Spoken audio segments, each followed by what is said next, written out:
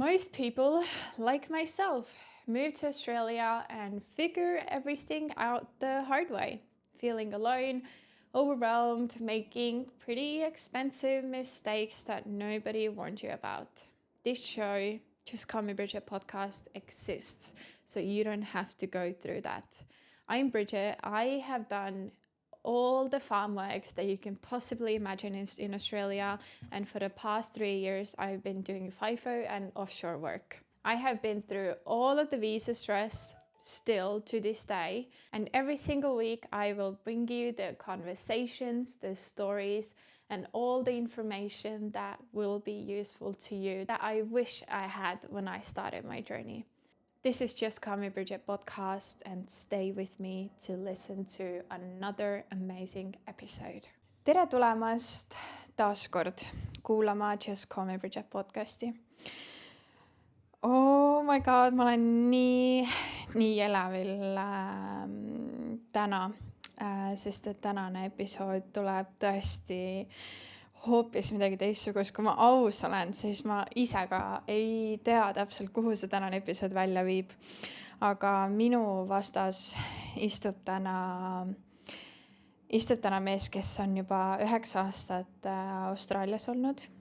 Ta on Sergei Zaharov. Aitäh, et sa oled tulnud podcasti. Võib-olla osad teist on näinud eestlased Birdis grupis teda nime alt hoopis Seri Joog, ja ta on õppinud, ma ütlen inglise keeles, lihtsalt see on nii ilusam inglise keeles, oled sa õppinud siis Holistic Life and Nutrition Coaching, mis siis eesti keeles võib-olla ilus tõlge on terviklik elu ja enesearengu nõustaja. Aitäh, et sa oled tulnud siia podcasti, mul on nii hea meel, et ma sinu siia toolile sain. Oh my god, ma olen nii elevil. Nende jaoks, kes sind ei tunne üldse, kuidas sa kuidagi võtaksid kokku nagu enda see nii-öelda see lift või elevator pitch, et kes on Sergei Zaharov? Aitäh mind kutsumast, et ma olen ka väga põnevil selles kogemuses. See on mu esimene podcast avalikus, ja kõige alguses ma sooviksin alustada tänades kõiki selle maa eest traditsioonilisi hoolitsejaid, kus on täna meie kohtumispaik. Samuti avaldan austust nende endistele ja praegustele vanematele. Ja aitäh sulle veel kord, ja kui ma vastaksin sulle 2 aastat tagasi, siis ma ütleksin, et Sergei Zaharov on holistic life coach, Himalayan Kriya yoga teacher, meditatsiooniõpetaja, hingamistehnikate õpetaja, joogaõpetaja, ashtanga, hatha ja siis liikumine ka samamoodi. See oleks ka 2 aastat tagasi hoidsin ma endal kõiki neid silte. Nüüd viimane aasta olen ma nendest siltidest lahti võtnud. Ma olen lahti töötanud, võtnud ära holistic life coaching, võtnud ära joogaõpetaja, ja Sergei Zaharov täna on lihtsalt Sergei Zaharov nimi. Ja ma ütleks, et mul on need kogemused nendest õppimistest, aga ma ei nimeta ennast ei õpetajaks, vaid lihtsalt jagan teadmisi, mis ma olen saanud nende õppimiste poolt ja siis oma kogemusest. Ja seda ma pean kõige tugevamaks küljeks. See on see, et jagada oma kogemust. Et mitte mida õpikud räägivad ühe või teatud teise asja kohta, vaid lihtsalt oma kogemust, ja see on ainuke asi, mida ma sain jagada terviklikuna, ma usun.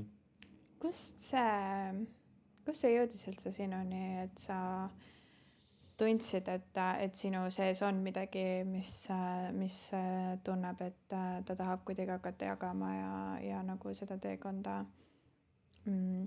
et teisi nagu siis nii-öelda aidata või jagada enda kogemust. Kust see tuli sinuni?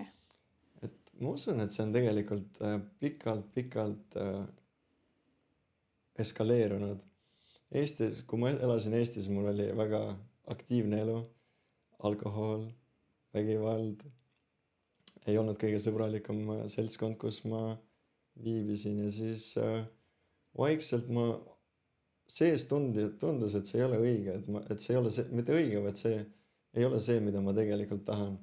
ja siis mul läks ikka väga-väga mitu aastat aega, enne kui ma sain eralduda sellest keskkonnast Eestis ja siis ma hakkasin vaikselt enda sisse vaatama, ütleme niimoodi.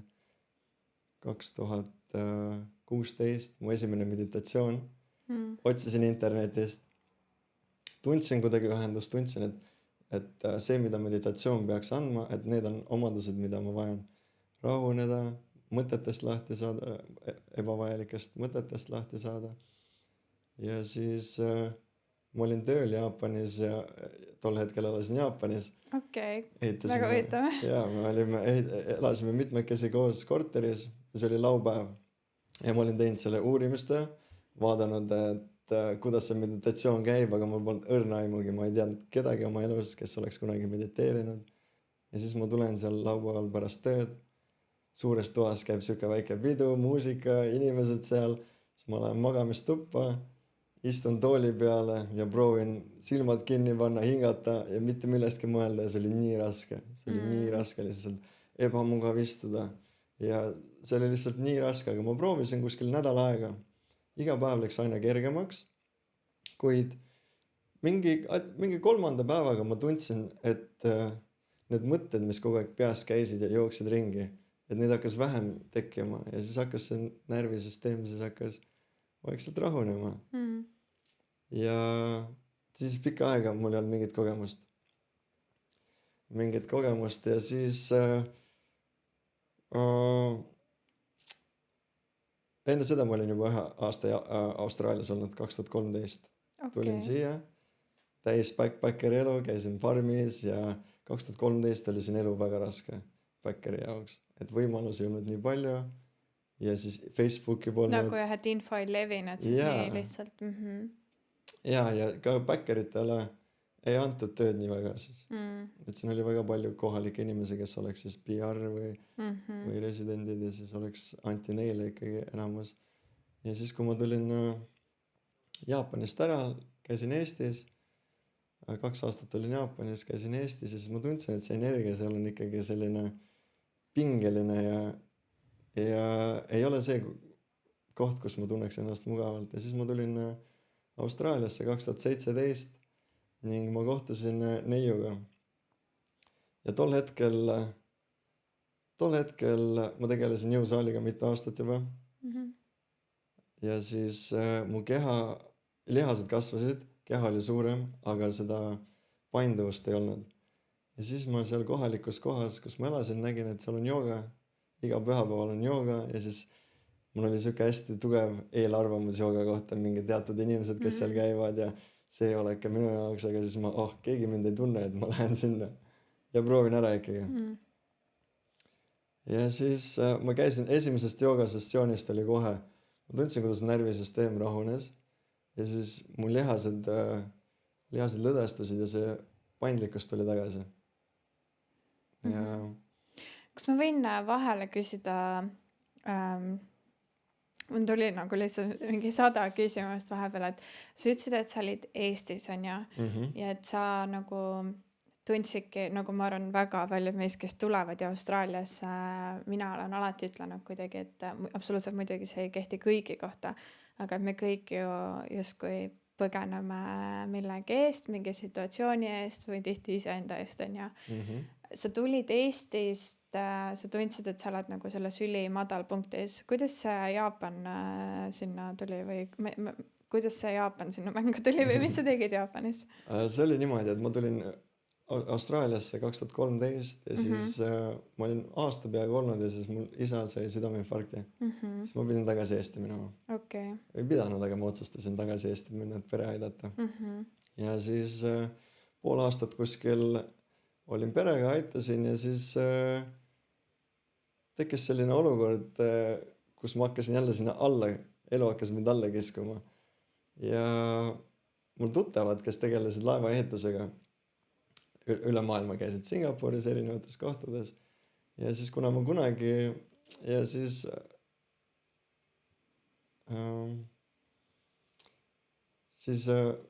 sõbra kaudu kohtusin ühte teist tuttavad, kes on nüüd ka sõber. Ja siis nad kutsusid, et mis sa teed siin Eestis, et su elu on, et sul ei ole korralikku elu siin ja midagi ei toimu, et meil hakkab projekt Jaapanis, tuled äkki meiega Jaapani. okei. Ja siis ma viskasin selle sõbra tema ülemuse juurde ja siis ta ütles, et tuled või ei tule. Mõtlesin, et okei, räägi ülemusega ja vaatame, mis teema on. Ja siis ta käis, rääkis ülemusega, tuleb autosse tagasi, küsib, kas sa varem kruiisilaeva peal töötanud oled. Ja siis mõtlesin, olen küll. Läheb tagasi ja siis tuleb autosse ja okei, saadad CV ja läheme kõik koos Jaapanisse. Sõidame natuke aega ja siis ta küsib, et mis tööd sa seal kruiisilaeva peal tegid. Mõtlesin, et fotograaf olin. Saime kõik ühe hea kõhutäie naerda. Ja siis kuna ma olen ehitusega tegelenud 12 väga noorelt peale, siis kogemus oli olemas.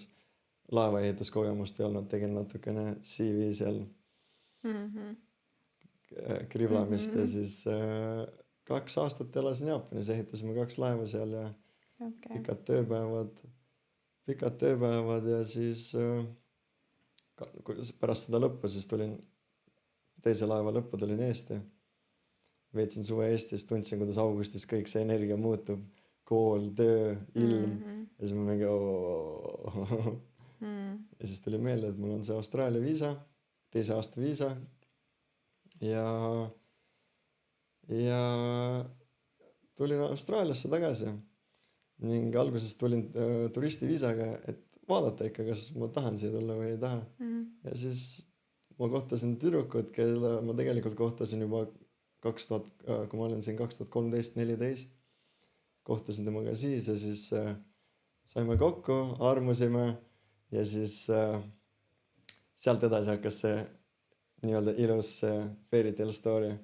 Ja tema on siis eestlane või tema kohalik? Oli kohal siit Austraaliast ja siis asi eskaleerus, elasime Port Kennedys, 5 minutit ookeanist, kassid, kõik ilus, püsiv töökoht ja siis justkui unistas kõik, millest unistanud oleme. Aga me panime nii palju rõhku paljudele asjadele ja ei pannud rõhku sellele, millele me alguses kokku leppisime, et me oleme avatud ja suhtleme avatult ja siis mingi hetk, kuna meil oli nii palju seal all ikkagi seda alla surutud vana jama, siis me ei suutnud olla nendes hetkedes avatud ja siis kasvasime lahku. Ja siis see lahkuminek oli tegelikult üks nendest põhjustest, mis siis kui me lahku läksime, ma läksin päeva peale, läksin minema sealt ja siis see oligi üks põhjustest, mis isoleerusin teistest ja mõtlesin, et siin elus ei ole enam midagi. Mul oli raha, mul oli maja ja majast jäin ilma, okei, see ei ole midagi. Rahaga polnud midagi teha, sest et see oli nagu plaanitud, et pere luua ja siis järsku oli siuke hetk, et mida ma teen ja mis siin elus üldse teha on ja hobidega tegelesin siis, kui me elasime koos, et tegelesin surfiga, mootorrattad, veespordid, kõik see oli selline vägev elu 20 aasta see jaoks võib-olla ideaalne unistus. Ja siis järsku üks hetk mitte midagi ei paku huvi, süda on nii valus, kõik oli, kukkusin nii alla, toitumine läks täiesti paigast ära, lõpetasin trenni tegemise ja siis hakkasin ennast haletsema ja siis kõik need negatiivsed emotsioonid, mida üks inimene saab enda vastu tunda ja siis enda süüdistamine ja siis kolisin kokku Eesti poistega, kellest said mul sõbrad, nii et olen väga tänulik neile, et nad aitasid mul selle perioodi üle elada ja siis tuli, see oli just Covidi aeg oligi, natukene pärast Covidit, et see kõik oli väga keeruline, maailmas olid muutused, mu enda sees muutused ja siis üks hetk oli mul oli tööõnnetus, workers' compensation ja siis sellega oli selline lugu, et mu esimene manifesteerimiskogemus, kuna Covid hakkas tuli juba, pandi neid seadusi paika, siis ma töötasin kaevanduses tol hetkel ja siis ma ütlesin poistele, et okei, ma murran oma käeluu ja siis ma ei pea endale vaktsiini tegema. Oh my god. ja siis tööl juhtus õnnetus. Ma ei teinud seda tahtlikult. Vahet ei ole, miks see juhtus niimoodi, aga see oli mismanagement. Tiimliider oli värske tiimliider ja siis ei olnud väga, kiirustasime. Ja siis ma lõin oma õla ära ja siis mul oli workers' compensation. Et siis paljud inimesed ei tea, mis see workers' compensation on, et siis juhtus tööõnnetus ja siis töö poolt saadetakse arsti juurde ning saadetakse uuesti ravile või vaadatakse, mis see seisukord selle õlaga on. Ja siis sellega oli mul väga raske 1,5 aastat. Nii hullust oli kohe. Jaa, sest et mis juhtus oli see, et ma saadeti ravile ja arst oli siis ettevõtte poolt. Nemad määrasid arsti, mine selle arsti juurde, ta on professionaal, ta teab, kuidas see on, kuidas teha. Ja siis nad panid mulle väga aktiivse ravi, ma pidin ujumas käima, kummiga tegema asju ja siis mul oli põletik, pluss mul oli väike põletik ja siis oli bursitis. Ei tea, mis see eesti keeles on ja siis see põletik ei läinud alla, siis ma pidin kogu aeg nii aktiivselt tegema, aga need on harjutused, mis ma arsti poolt sain. Ja siis mingi hetk tundus kahtlane, et see arst, ma räägin arstile ühte seda asja, aga ta kirjutab paberi peale natukene teistmoodi asja. Ja siis see füsioterapeut ka just, kui ma räägin talle, et ma ei lähe paremaks, äkki on puhkust vaja. Ja siis ta ikka määrab mulle sellised aktiivsed asjad, et ei, sellega on neid asju vaja. Ja siis võtsin advokaadi igaks juhuks, et mulle tundus, et see kõik tundub kuidagi kahtlane. Ja mu enda tervis on kaalul, et see on väga, väga tähtis asi minu jaoks, et mis seal toimub, et kuna kogemust ka ei olnud, kedagi varasemalt ei teadnud, mis selle workers' compensationiga, kuidas see käib või mis teema on.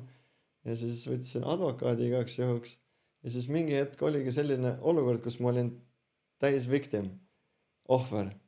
Arstid olid minu vastu, füsioterapeut, advokaatidelt polnud mingid nõud ja siis ma olen seal töö poolt pole midagi ja siis ma olen seal oma murtud südamega ja õnneks sõpradega poistega, väga tänulik neile veel kord, et mul see keskkond oli, et täiesti üksi oleks see ikka väga masendav olnud, aga siiski mis tehti oli samamoodi, et saadeti eradetektiivid uurima, nad arvasid, et ma mängin, et mul on see õlg valus ja siis mind jälitati ja siis alguses tundus, et ma kujutan asja ette endale ja siis mingi hetk mind kutsutagi advokaadi juurde ja siis arvati, et keegi remontis autot meil maja ja siis nad arvasid, et see olen mina, sest keegi oli samasuguse soenguga ja siis oligi selline hetk, et advokaat ka umbes, et nüüd on sul pekkis pois ja siis me vaatame seda videot kõik koos ja siis tuleb välja, et see ei ole mina. Väga, väga taoline isik, aga ei ole mina. Ja siis mul siuke kivi langes südamelt ja siis natukene aega läks sealt mööda ja siis mul oli nagu okei, kas me saame selle kuidagi ära lõpetada. Ja siis nad pakkusid mingi summa, et saame selle ära lõpetada, et nad maksavad mingi summa välja, see on see summa ja nii ja naa ja siis kuna see ja siis hästi palju siuke hall ala minu jaoks. Ja kuna ma olin juba vaimselt olin nii valusas kohas ja ei usaldanud kedagi ja siis mul oli nagu, mul on vaja sealt välja saada, mis iganes, vahet ei ole see raha või mis see on, mul on vaja eluga edasi minna. Ja siis võtsin selle raha vastu, mis nad pakkusid ja siis mul oli endal ka kogunenud raha varasematest aegadest ja siis oli aastavahetus ja siis ma mõtlesin, et mida ma teen selle rahaga. Et mul on õlg valus, aga mida ma selle rahaga teen? Et kas ma investeerin maja, ostan maja või investeerin, et saaks maja, siis ostaks mingi vägeva auto. Mul on alati autod meeldinud, mootorrattad, ma oleks nad mõlemad saanud väga, väga vinged. Ja siis mõtlesin, mis on see, mis mulle tegelikult 5, 10 või 15 või 20, 30 aasta pärast midagi vastu ka annab. Okei, see maja annab kindlustunde, aga mis kindlustunne see on, et kui ma 10 aasta pärast tahan tegelikult Eesti minna, kas see on kindlustunne? Ja siis see oli justkui see esimene kontakt, kus ma oma mõtetest ühendasin südamesse ja siis süda ütles, et enda jaoks midagi. Ja siis ma internetist otsisin variante ja siis ma leidsin selle kooli Mind Body Food Institute. Vau, ja siis ma loen, mida nad õpetavad. Ja siis see kõik, mis mulle huvi pakub, et kuidas meie aju töötab ja kuidas emotsioonid tulevad, kuidas nad ladestuvad ja siis kuidas kõik see seotud on. Ja siis otsustasin aastavahetusel, okei, ma võtan järgmise aasta vabaks, ma ei lähe tööle, ma ei tee mitte midagi muud, kui õpin ja siis taastan oma õlga, et ma saaks õla taastatud. Ja siis sealt hakkaski vaikselt pihta, see sama aasta, see oli aasta 2023, et see oli 3 aastat tagasi, oli väga suur aasta minu jaoks. Kuna ma tööl ei käinud, siis ma hommikul ärkasin üles ja kella 5 läksin Paljalu jalutama. Tegin oma jalutused, tegin mõned harjutused õlale, hakkasin õppima ja siis hakkasingi vaikselt, sealt hakkas see kõik pihta, et sealt edasi võttis kõik väga suure hoo. Ja siis aasta lõpuks oli selline olukord, et elu sundis meid minema sealt majast, kus me olime elanud. Ja siis ma kolisin Palile. Mul oli vaja kool lõpetada, kõik internetis oli vaja teha mingid 6 aega umbes tööd, et ma sain seal ilusti rahus. Et selle summa eest, et mis ma tuba üürisin siin Perdis, ma sain seal terve maja. Ja siis sain rahulikult seal õppida, oma asja teha. Ja siis seal, kuna ma õppisin, et holistiliselt elu ja tervise arengu teejuhina, siis peamised punktid, mida ma õppisin seal, ma ütleks, on siis iseendast arusaamine, enda emotsioonidest arusaamine. Ja mingi hetk, ma võtsin selle kooli ainult sellest, et iseendast aru saada. Ja siis mingi hetk, kui ma hakkasin aru saama, miks ma teatud viisi käitun, kust need käitumismustrid tulevad, miks ma nii halvasti ennast tunnen pärast mingi teatud sööke. Ja siis sealt õpetati, et kuidas siis meie magu, meie seedeelundkond on meie teine aju. Et kõik, mida me sööme, et väljendab siis kemikaale ja need kemikaalid tulevad meie ajusse ja siis tekitavad emotsioone. Samuti õppisime me, kuidas emotsioonid kehas ladestuvad. Erinevad emotsioonid erinevates kehaosades. See oli minu arust nagu vau. Ja kuna mul endal oli alla surutud vihaga väga palju probleeme, siis kui ma õppisin seda ja enda peal töötasin, siis ma nägin, kuidas see viha valla pääses ja mu keha, ütleme nii, pehmemaks ja paremini liikuma hakkas. Ja siis oma probleemide oma allasurutud probleemide ja siis oma käitumismustrite teadvustamine, nendega töötamine ja siis üks hetk, kui ma olin need käitumismustrid ümber programmeerinud ja vaatasin tagasi, siis ma sain aru, et kui mina sain sellega hakkama, iga inimene saab sellega hakkama, kui nad lihtsalt tahavad seda. Ja siis see hetk oli see, kus ma tundsin, et ma tahan teistega jagada.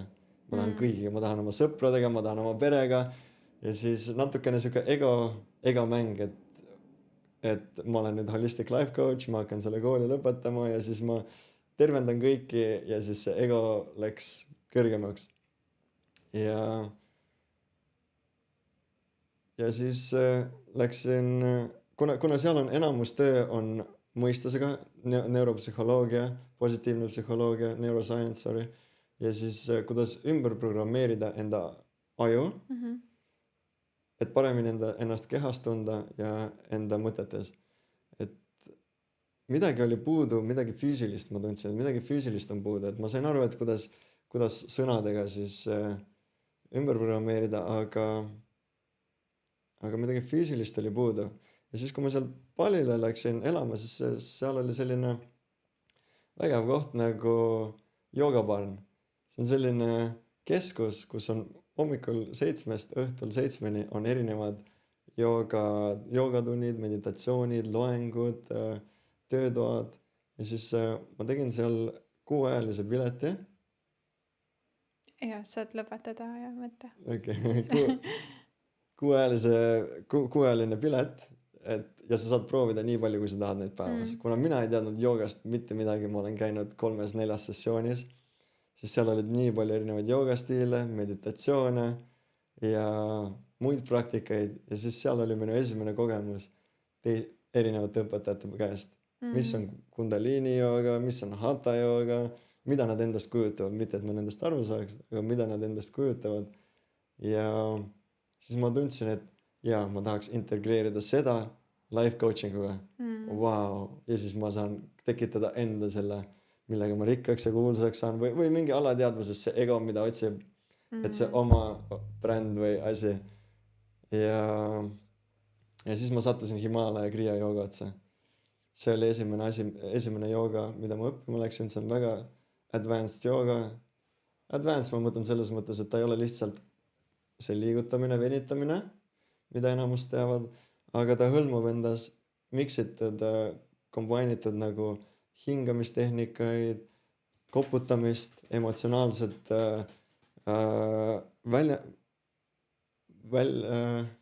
valla päästmist. Ja 9 aastat Austraalias inglise keeles ikka annab tunda, et ma pole väga palju rääkinud aga siis ma sattusingi selle Himalaja Kriya otsa ja see oli täpselt see, mida ma enda peast tahtsin kokku panna, aga see on juba kellegi poolt kokku pandud. Ja siis mul olidki need 2 tugevat tööriista ja ma lõpetasin kooli ära ja siis mul oli ma seisin sellise hetke ees, et mu mõte, mu mõistus siis ütleme nii, ütles, et tagasi Austraaliasse, mul on veel raha, mul on kogutud raha, panen selle ettevõttesse, kõik registreerimised ja kõik asjad, mis on vaja teha ja siis hakkan seda brändi jagama, panustan kogu energia sinna ja mu süda ütles, ma pole 5 aastat vanemaid näinud. Ma pole Eestis 5 aastat käinud, mu vennad pole mind näinud ja siis ma olin selle dilemma ees, et mu mõistus ütleb, ratsionaalne mõistus ütleb, okei, raha me saame kohe tegema hakata, me saame Eesti minna 1-2 pärast. Me lükkame selle asja käima, me saame mingid kliendid ja lähme, sest et seal on raha, seal on mugavus, seal on see, mida me tahame.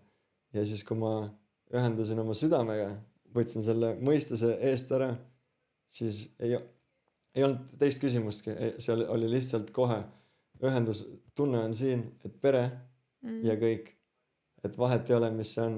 Ja siis selle life coachinguga ma ütlekski, et see hästi paljud asjad, mida ma praktiseerin seal, ongi niimoodi, et aru saada iseendast ja iseendast just, et mulle meeldib eesti keeles sõna, sest et eesti keeles on mõistus ja siis kuskil siin, kui me ei tea, kus see on meie hing. Ja siis on selline sõna nagu hingamine. Ja see mulle väga meeldib eesti keeles see correlation, et hing ja hingamine ja siis hingamine on justkui sild meie hinge, selle füüsilise keha ja mõistuse vahel. Et kui me saame oma hingamise rahulikuks, siis läbi selle me saame puhastada ära need mõtted, mis meil kogu aeg jooksevad selle sümpateetilise närvisüsteemi aktiveerimise pärast ja siis me saame kuulata oma südant ehk oma intuitsiooni, mis meie sisetunne tegelikult ütleb. Ja siis see oligi nagu vau, et need tööriistad ja see on, ma usun, siiamaani usun, et see on tegelikult, mida enamus inimesed tahavad. Aga kuna me oleme, ütleme nii, programmeeritud lapsest saadik, meie vanemad ütlevad meile, mis on hea, mis on halb, kuidas me peaksime käituma, õpetajad, koolikaaslased, kõik need ja siis meil on need uskumused nii tugevas süke, et ükskõik mida me kordame, on see uskumus sõna või midagi, siis meie meie ajus tekib selline ühendus ja siis neuroloogilised kiirteed on siis need. Ja mida rohkem me kordame seda, ütleme nii, et me peaksime istuma sirge seljaga, mida rohkem me kordame ja meile kordatakse, seda tugevam see ühendus tekib. Ja siis, kui me oleme, ütleme 30, on see ühendus nii tugev, et kui keegi ütleb meile, et sa võid tegelikult istuda mugavalt niimoodi, siis meil tekib alguses ebamugav kuulda seda, sest me oleme terve elu kuulnud ja siis see vana uskumus, neuroloogiline kiirtee saab väikse siukse triggeri. Ja nüüd, kui me aktsepteerime selle info, et jaa, et ma võin tegelikult mugavalt istuda niimoodi ilma ennast kahjustamata või mis iganes see põhjus peaks olema ja iseendale sisendan seda, siis hakkab tekkima uus see kiirteede punt nagu. Ja mida rohkem me seda uut uskumust tugevdame, seda nõrgemaks see vana jääb. Ja tegelikult nii lihtne ongi enda teoreetiliselt. Jah, ma võtan neuroteadlane, et vaata. Aga ei, tegelikult ma korraks vahepeal segan vahele, sorry. Hingamise kohta tõesti väga-väga õige. Ma ise olin ka ärevushäirete ja paanikahoodega mitu aastat tegelesin ja tõesti nagu ülilihtne kas või, et keel suulaest lahti, hinga 4 sekundit sisse, 8 sekundit välja ja niimoodi võid ärevushäiretega hakata tegutsema, vaata. Et tõesti, tegelikult tõesti ülilihtne asi tundub, aga täielik müstiline asi, nagu mida teha. Aga ma lihtsalt pean kiire pausi siia juttu vahele tegema. Ma tahaks peale pausi natukene sinult uurida nagu rohkem ka meeste kohta ka natukene ja puhtalt ja rohkem seda ka, et nüüd, kui sa ütlesidki, et ma arvan, et väga-väga paljud, kes su seda lõppu kuulasid, et su mõistus ütleb ühte, aga su süda ütleb teist. Et kuidas sa ma arvan, et me kõik tahame pigem natukene rohkem seda mõistust kuulata rohkem, on ju, mitte seda, mis ma enne ka jagasin sulle natukene, et ma arvan, väga palju minu tuttavad ja me ka ise pidevalt oleme selle küüsis, et lõpuks ei ole kuskil õnnelik, sest et võitled iseenda emotsioonidega ja tahad nagu teleportida ja olla igal pool samal ajal. Ma teen kiire pausi ja siis räägime sellest edasi. Okay. Quick pause to this podcast. When I moved to Australia back in 2019, I had no idea what I was doing. Not just all the visa stuff and all the hard paperwork, but also the emotional side of it. No one really owed me anything, and I felt so alone and so overwhelmed with all of my feelings living on the other side of the world. This is why I created this 52-week guided journal called My First Year in Australia. If you're someone who is new to Australia or you know someone who is coming to Australia, this is the perfect gift for yourself or someone else. The link is down in the description, so grab yours. Et ma tunnen nagu, et ongi, kõik inimesed on ju nii erineval kohal. Minu isiklik tunne nüüd viimasel ajal on see, et me vaatasime mehega koos Tony Robbinsi seminare. Ja ma olen olnud alati, või mitte alati, vabandust, ma olen nagu samamoodi, enam-vähem ma arvan tegelikult kõik, kes hakkavad üldse tegelema, minu meelest see on üldse nagu kuidagi, et holistiline või see lihtsalt, et see peaks olema iga inimese kohustus tegeleda iseendaga. Iga inimene peaks suutma olema täiskasvanud inimene, et mõelda, miks ma käitun, mis on mu mustrid, kuidas ma saan olla parem inimene iseendaga ja seeläbi ka teistega. Kui sa oled õnnetu inimene, sa oled õnnetu kõikide teistega, eks ju. Et minu meelest see peaks olema nagu kohustus, et ma ei arva, et muidugi pikaajalistes suhetes oled igal pool, vaata, et see ju toob kogu aeg ju üles igasuguseid asju ja see, kas sa liigud sellest edasi või mitte, see näitabki sinu küpsust. Et ma ei arva, et ma olen kuidagi või et kuidagi ma olen rohkem valgustunud, kui ma suudan öelda, et palun vabandust, et ma nii käitusin ja ma päriselt proovin järgmine kord paremini. Et nagu mina ise arvan, et see peaks olema rohkem inimeste see, et nagu vaatame kriitiliselt ja mõtle päriselt nagu. Aga teine asi on see, mis Tony Robbins hästi tõi välja, et ma olen ise kuidagi olnud selles tsüklis hästi pikalt, et ma olen kogu aeg tundnud nagu, et kõik muu on nagu background noise ja oota, ärge segage, ma tegelen iseendaga, ma pean ära parandama, ma pean veel tegelema, mul on veel need traumad. Ja mulle nii hullult meeldis, kuidas Tony Robbins kuidagi mind hullult isiklikult raputas. Ta oligi, ma ei oska nüüd ju nii hästi sõnastada seda, aga ta põhimõtteliselt ütles, et nii kaua, kuni sa keskendud ainult iseendale, nii kaua sa oled õnnetu. Nii kaua, kuni sa, nagu sa ütlesid, et ma tundsin, et ma olen mingisuguse töö ära teinud, selle basic'u, ja siis sa tundsid, et sa saad jagada seda, on ju. Et ta ütles samamoodi, et ütles, et kohe, kui sa tood fookuse enda pealt ära ja sa paned selle fookuse teistele, kuidas mina saan olla tema jaoks täna parem inimene, kuidas ma saan olla oma mehele parem naine, kuidas ma saan oma lastele parem ema. Muidugi mingisugune isekus peab jääma, et iseenda eest koolitseda. Aga ta nagu tõigi hästi välja, et nagu, et tihti, kui me olemegi ainult selles mina boksis, et siis kuidagi hakkabki lõpuks tunduma, et kõik teised ei oska elada, ainult mina oskan elada. Et ma mõtlen kuidagi alati seda, et tihti, kui olla depressioonis või samamoodi, nagu ma olin ärevushäirete, paanikahoogude asjadega, sa oled nagu nii kuidagi kinni või kuidagi eraldatud välismaailmast ja sul võib-olla tundubki alati, või mulle alati tundus, et ma olengi üksi ja ma olen ainuke, kes seda tunneb ja keegi ei saagi minust mitte kunagi aru ja nagu, et isegi, et iga väiksem asi hakkab sind häirima kuidagi vaata või nagu, et iga asi teeb sulle haiget, sest et sa oled ise haavatud selle koha pealt, et näiteks, ma ei tea, kui kellelgi, mul endal näiteks, kui mul on terve elu olnud toitumishäired, on ju, ja kui keegi teeb väikse kommentaari, siis mulle teeb see hullult haiget, aga see ei tähenda mitte midagi, see tegi mulle haiget ainult sellepärast, et mina olen katki, mitte sellepärast, et tema on nõme inimene, vaata. Ja ma ei tea, kas sa saad aru, mis sa mõtlen, et nagu, kuidas saada välja sellest või kuidas sina tundsid, et nagu, et sa oled nüüd nagu selle nagu basic'u, selle sisetöö seal pallil, sest pallil oleme ju käinud, sa oled seal joogaparnis, elu ongi ilus. Ma võingi mõelda, et aga ma olen nüüd enda mustrid ära murdnud, aga persse sa 3 last, sul on töö, sul ei ole raha, sa oled väsinud ja käitu siis paremini, on ju. Või vasta siis naisele paremini, maga väikese beebiga ainult 2 tundi öösel, vaata, ja näita siis, et sa oled muutunud, vaata.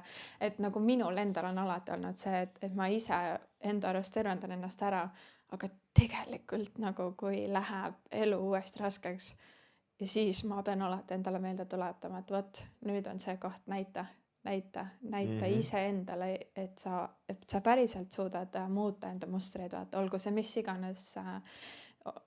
iganes kellega keegi maandab, vaata. Kuidas sina suutsid selle nagu switchi teha, kus sa tundsid, et nagu, et sa said iseendale seda nagu tõendust, et nagu sa ütlesidki, et Eestis olid nagu hakkasid kogu aeg seda halba mustrit käima, langesid uuesti samasse mustrisse peale, isa nagu ootamatult surma ja nii edasi. Kuidas sa tundsid, et nagu ajapikku sa järjest suutsid nagu siis tekitada endale neid uusi käitumusmustreid? Et sa tundsidki, et sa päriselt saad mõelda ka teistmoodi nagu. Sorry, väga pikk küsimus. Olged. Isa on õnneks elus, südameinfarkt oli, aga Okei. Alustaks sellest, Tony Robbinsist rääkisid ja ma ütleks, see on inglise keeles on selline ilus lause nagu where focus goes, energy flows. Et kuhu sa oma fookuse suunad, sinna energia lähebki. Et mida iganes sa saavutada tahad, et kui su fookus on laiali ja sa tegelikult teed 10 asja korraga, siis sa need, väga väike tõenäosus on, et sa need kõik lõpetad ära. Aga kui su fookus on kindel siht mingi teatud asja peal, ühe asja peal, siis on suurem tõenäosus see ära lõpetada. Aga jah, täpselt see sama paalil oligi, et see ego ja siis see sildistamine, life coaching, Himalaja Kriya ja joogaõpetaja. Et siis kuna ma olin enda sees pidevalt töötasin ka, et meie see Himalaja Kriya üks osa, et õpetajaks saada, oli 2 tundi praktikat iga päev ja enamasti oli see õhtusel ajal, et see oli ikka väga keeruline ka, et iga päev, ma tegin 3 kuud järjest, iga päev 2 tundi pluss oma praktikat pluss jagamine teistega ka, et nii palju tuli seda jama ülesse. Korralik distsipliini ehitamine. Ja siis nagu sa ütlesidki, paalil on see kõik väga kerge. Ja siis tol hetkel ma kuulasin oma südant, läksin Eesti ja siis ma ei veetnud seal väga kaua aega piisavalt, et jääda tugevaks, iseenda sees tugevaks. Ja siis Eestis mul tekkis huvi šamanismi vastu, sest et ma hakkasin midagi aru saama joogast, natukene kuidas me aju toimib ja mis asi see šamanism on. Mis see endast ette kujutab? Šamanism on siis midagi sellist, kus inimesed väga paljudes riikides, põliselanikud kasutavad siis kas vaime või siis elemente ravimiseks, teadmiseks, milleks iganes. Nemad kasutavad siis vaime, osad neist kasutavad elemente. Vesi, tuli, õhk, ruum ja maa. Ja siis nemad kasutavad neid elemente, et siis tasakaalustada kas keha või siis midagi enda ellu tuua või aru saada, mis suunas nad liikuma peavad. Ja siis mul oli väike kogemus nendega, et see oli ka väga põnev minu jaoks, et silmi avardav, sest et ma olin väga terve elu olin nagu nende vastu, mitte vastu, vaid me kardame seda, mida me ei tunne. Ja siis oli nagu, tundsin sükast tõrget, aga siis sain kogemuse sealt, väga positiivne kogemus, väga huvitavad inimesed, päris mitu suurt Eesti nime oli seal sellel retriidil või sellel kogemusel, kus ma käisin. Ja siis ma sain aru, et kuna ma õppisin kohe sellise Himalaja Kriya jooga, mis hõlmab tegelikult budismist ja erinevatest kohtadest, et see ei ole lihtsalt jooga, ta on nagu kokku pandud siuke multi tööriist erinevatest neuropsühholoogia, positiivne psühholoogia, jooga, meditatsioon, pluss igasugused erinevad liikumised ja siis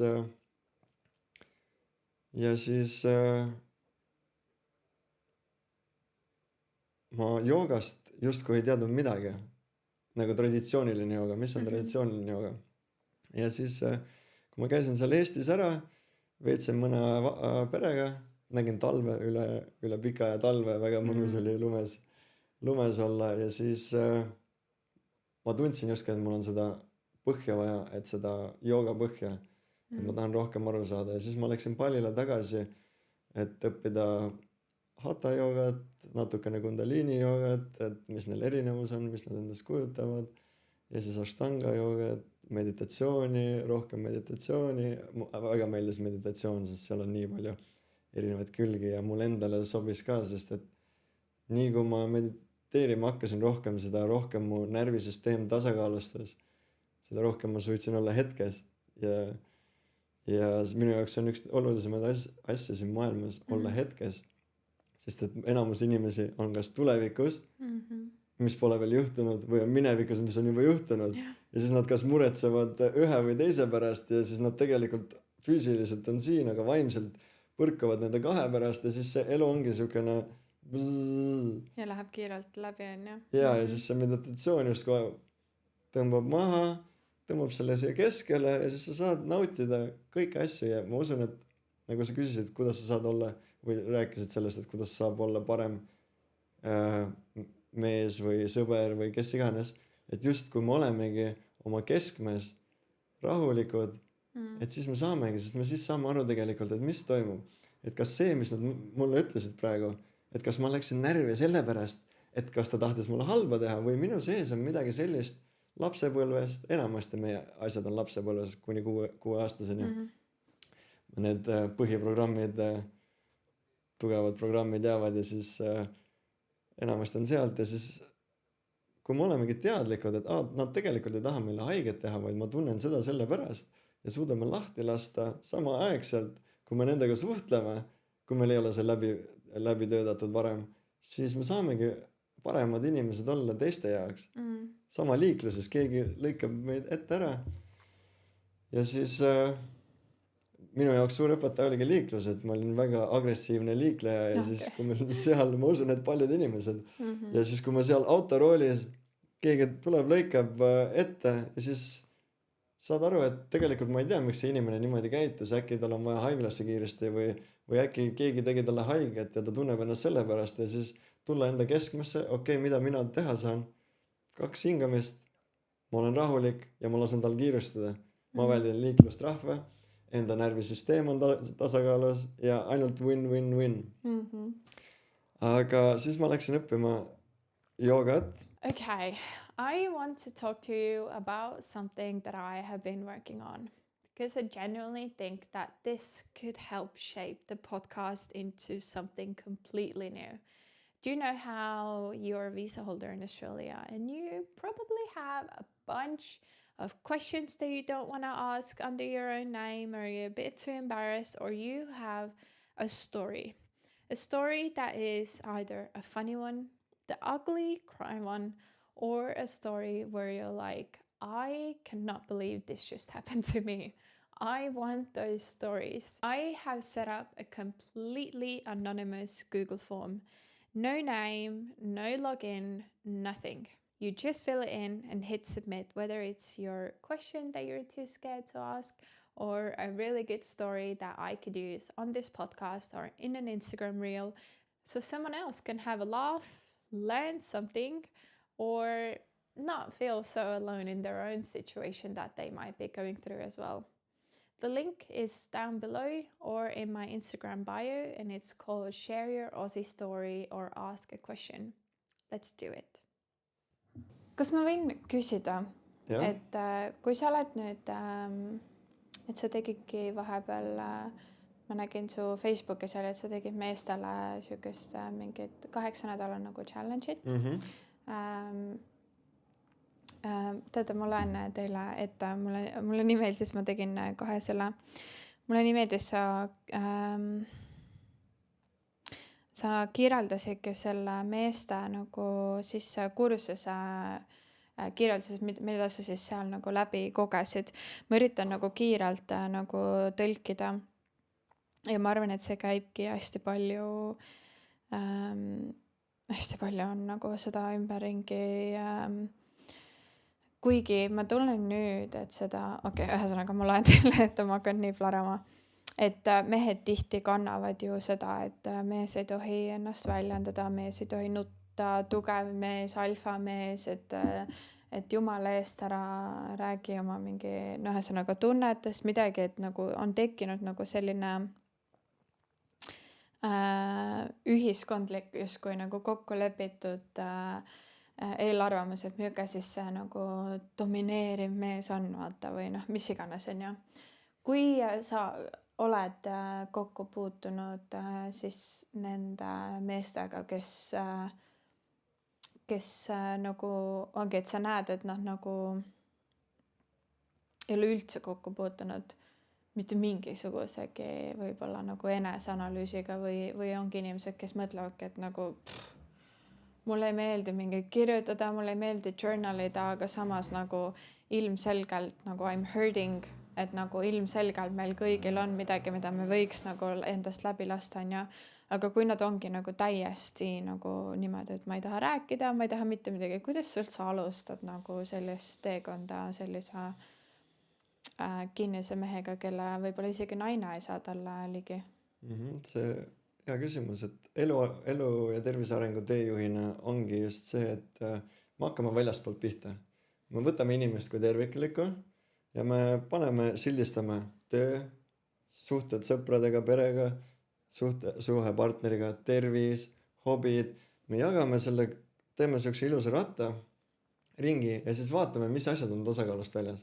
Ja siis me hakkame, et kuna see elu ja tervise arengu teejuht, ma ei ole psühholoog, ei ole psühhoterapeut, ja kunagi ma ei lähe kuskile sügavale, kui inimene seda ei tunne. Alati küsin ja mis seal toimub, tegelikult on niimoodi, et mina esitan küsimusi enamasti. Mina esitan küsimusi ja kuna inimene tavaliselt nad ei mõtle liiga kaua, nad ei vasta siit sellest aktiivsest ajuosast, vaid nad vastavad automaatselt subconscious, siis alateadvusest. See vastus tuleb alateadvusest, siis nad vastavad midagi, siis nad hetk hiljem ja siis vau, jaa, sealt tulebki, sellepärast ma ennast nii tunnengi. Et enamasti tuleb see niimoodi jutu käigus, et see ei ole mingi nagu very official kliendi või arsti patsiendi suhe, et see on rohkem siuke. Mis sa tunned, millega mehed kõige rohkem vaevlevad?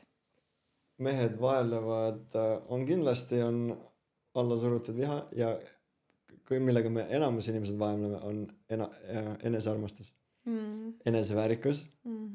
Et väga tihti, mida ma näen, on väga tihti on see, et inimesed teevad igasuguseid tegevusi ja need mustrid on sellised, kus me saame seda väliskeskkonnast nii-öelda armastust või midagi või eneseväärikuse tunnet, aga sees on tühjus. Ja siis tegelikult 99% inimestest, kellega ma töötanud olen, alustus on see, et me alustame sellest, et me võtame selle mõistuse eest ära, ühendame südamesse ja mida tegelikult siin vaja on.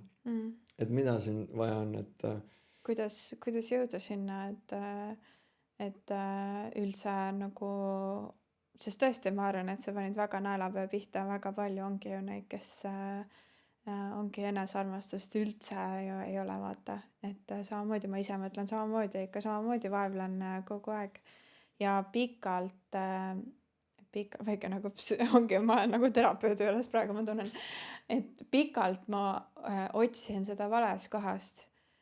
Mina arvasin terve aeg, et nagu sa ütlesid, et see peabki tulema väliselt, et kas tema ei andnud mulle piisavalt või tema või vanemad või nüüd mu mees peab kuidagi tegema asju teistmoodi, et mina tunneksin ennast rohkem armastatuna. Ja tükk aega võttis aega, et kurat, mitte keegi teine ei saa mind õnnelikuks teha, kui ainult mina ise. Kuidas sa alustad üldse sellist teekonda või mis on mingid asjad, mida inimesed saaksid teha iseenda jaoks, et saada rohkem seda ühendust iseendaga ja paremat suhet iseendaga? Sellel on, ma saan siukse kokkuvõtliku vastuse anda, sest et see kõik on nii individuaalne. Sellepärast ongi, et ma võin teha jooga, meditatsiooni ja siukseid grupiviisilisi üritusi või praktikaid, aga inimesed tegelikult, nad tunnevad ennast paremini, aga nad tegelikult väga tihti ei saa aru, miks või kuidas või mis tegelikult toimub. Et see on väga individuaalne, et igal inimesel on erinevalt, aga enamasti on positiivne psühholoogia. Et siis aru saada, mis on see muster, miks nad ennast halvasti tunnevad, et miks nad ei tunne eneseväärikust või mis hetked need on. Ja siis üks hea tööriist on peeglisse vaatamine. Vaadata peeglisse, iseendale silma, skännida oma keha ja teha rahu sellega. Sest see on midagi, mida me ei saa muuta. Okei, seal on plastiline operatsioon ja kõik need asjad, aga mida me tegelikult saame teha, on aktsepteerida. See vaadata iseennast ja aktsepteerida ja väga paljud inimesed, kellega ma töötanud olen, nad isegi peeglist mööda minnes ei suuda ennast väga vaadata. Sest nad tunnevad nii palju seal igast häbi ja mida iganes ja siis vaadates peeglisse iseendaga rahu teha. See on see keha, mis mulle on antud või see on see keha, mis mul on. Ja alguses füüsiline, et me töötamegi seal mitmel tasandil, et me töötame füüsilise, emotsionaalse, mentaalse, spirituaalsete tasanditega, et see ongi holistiline terviklik, et me lihtsalt ei tegele, et peas hästi oleks, et kehas tervislikult, vaid et need kõik asjad tasakaalu saada, joonduda. Ja siis ma arvan, et see on üks parimatest ma just mõtlen, et sa ütled, et nagu just kui aktsepteerida ennast on ju, aga tihti ju see muster ongi see, kui sa ennast eks see muidugi ongi individuaalne, et võib mõlemat pidi minna, kui siis ennast ei armasta, sa võid hakata kas väärkohtlema oma keha, ehk siis sa ei anna talle üldse mitte midagi, on see nagu toitumishäired anoreksia näol või mis iganes, või siis just vastupidi, et tekib üleküllus ja sa ainult annad halba, mis jällegi nagu sa ütlesid, samamoodi ongi, et magu ja kõik on ju ühenduses, vaata, et kust või mis need muutused sinu jaoks olid toitumislaual, mis sa oled nüüd täna teinud, et enda kõhu kaudu ka nagu paremat enesetunnet tuua? Mu esimene asi, mida ma ütleks, on see, et abi palumine. Et enne kui ma alustasin, ma leidsin ühe inimese, kes tegeles samast koolist oli ja siis ma olin tema just praktiseeriv klient. Et ma palusin temalt abi, tema pani kuulutuse, ma palusin temalt abi ja siis sealt hakkas kõik pihta. Aga 5 sekundi reegel, on siuke reegel nagu 5 sekundi reegel, et kui meil tekib mingi mõte või meil tekib tunne, et tunne on siis see, mis meil hetkel tuleb ja emotsioon on see, mis on siis lümfisüsteemis ladestunud pikemaaegne siis keemiline väljendus. Vist ma ei tea, kas see on õige niimoodi eesti keeles öelda, aga ütleme niimoodi, et samamoodi ülesöömisega, jah, et ma tundsin ennast väga halvasti, ma olin masenduses, ma ei teinud endale süüa, ma tellisin Uber Eatsist, ma tellisin endale toitu koju, rasvast, hästi ebatervislikku töötu, mis meelele ja siis maitsemeeltele andsid väga palju stimulatsiooni, aga see oli lühihetkeline. Ja siis, kui see toit hakkas jõudma süsteemi, keha hakkas seda lahti lagundama, tekkisid sealt, kuna see on rasvane ja ebatervislik ja värsket ei olnud, siis sealt tekkisid kemikaalid, mis hakkasid siis üles minema ja need kemikaalid on siis rasked, negatiivsed. Ja siis see 5 sekundi reegel, et kui ma hakkasin seda praktiseerima, ongi niimoodi, et kui ma tundsin ennast halvasti ja siis ma tahtsin selle söögiga täita neid häid emotsioone või nagu emotsiooni muuta, ma tundsin ennast üksikuna või midagi ja siis ma teen selle äppi lahti ja sirvin sealt ja siis mul on see tööriist, mida ma kasutasin 5 sekundi reegel, et kui meil tekib see mõte, siis meil on tegelikult kuskil enam-vähem 5 sekundit aega reageerida. Kui ma teadlikult saan aru, et okei, ma otsin praegu sirvin sööki, et endale paremat tuju luua, siis mul on 5 sekundit aega ja siis selle 5 sekundi jooksul ma pean tegema kas niimoodi või ütlen endale stopp, Sergei,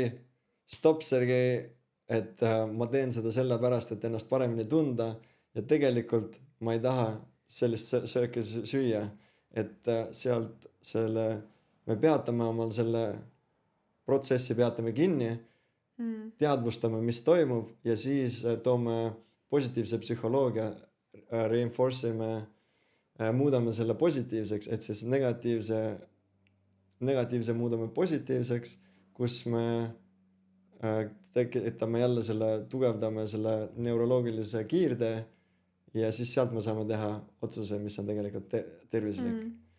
Aga ma kujutan ette, et omaette on seda väga raske teha, et sellepärast ongi, et kui inimesed paluvad abi teejuhtidelt või inimesed NLP-ga, kes tegelevad või kes iganes suudab neid aidata, siis nad aitavad neid inimesi natukene tunda, et tead, et kui sa enda jaoks teed, siis ma teen homme, ma teen ülehomme ja siis nii ta läheb, aga kui nad võtavad need sessioonid iga nädal või iga 2 nädala tagant või korra kuus, siis neil on ikkagi natuke siuke kohusetunne, et ma ikkagi teen enda jaoks, aga ma natukene teen tema jaoks ka, et siis on inimesed nagu rohkem kasutavad seda süsteemi, et siis see ongi nii individuaalne, aga selleks, et seda kasutada, tuleb alguses aru saada, mis toimub.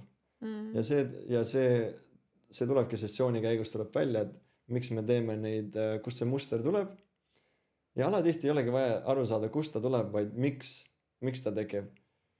Et mille põhjusel, mille mis tagajärjel. emotsiooni või tunnet Jaa. ma üritan praegu nagu parandada või Jah.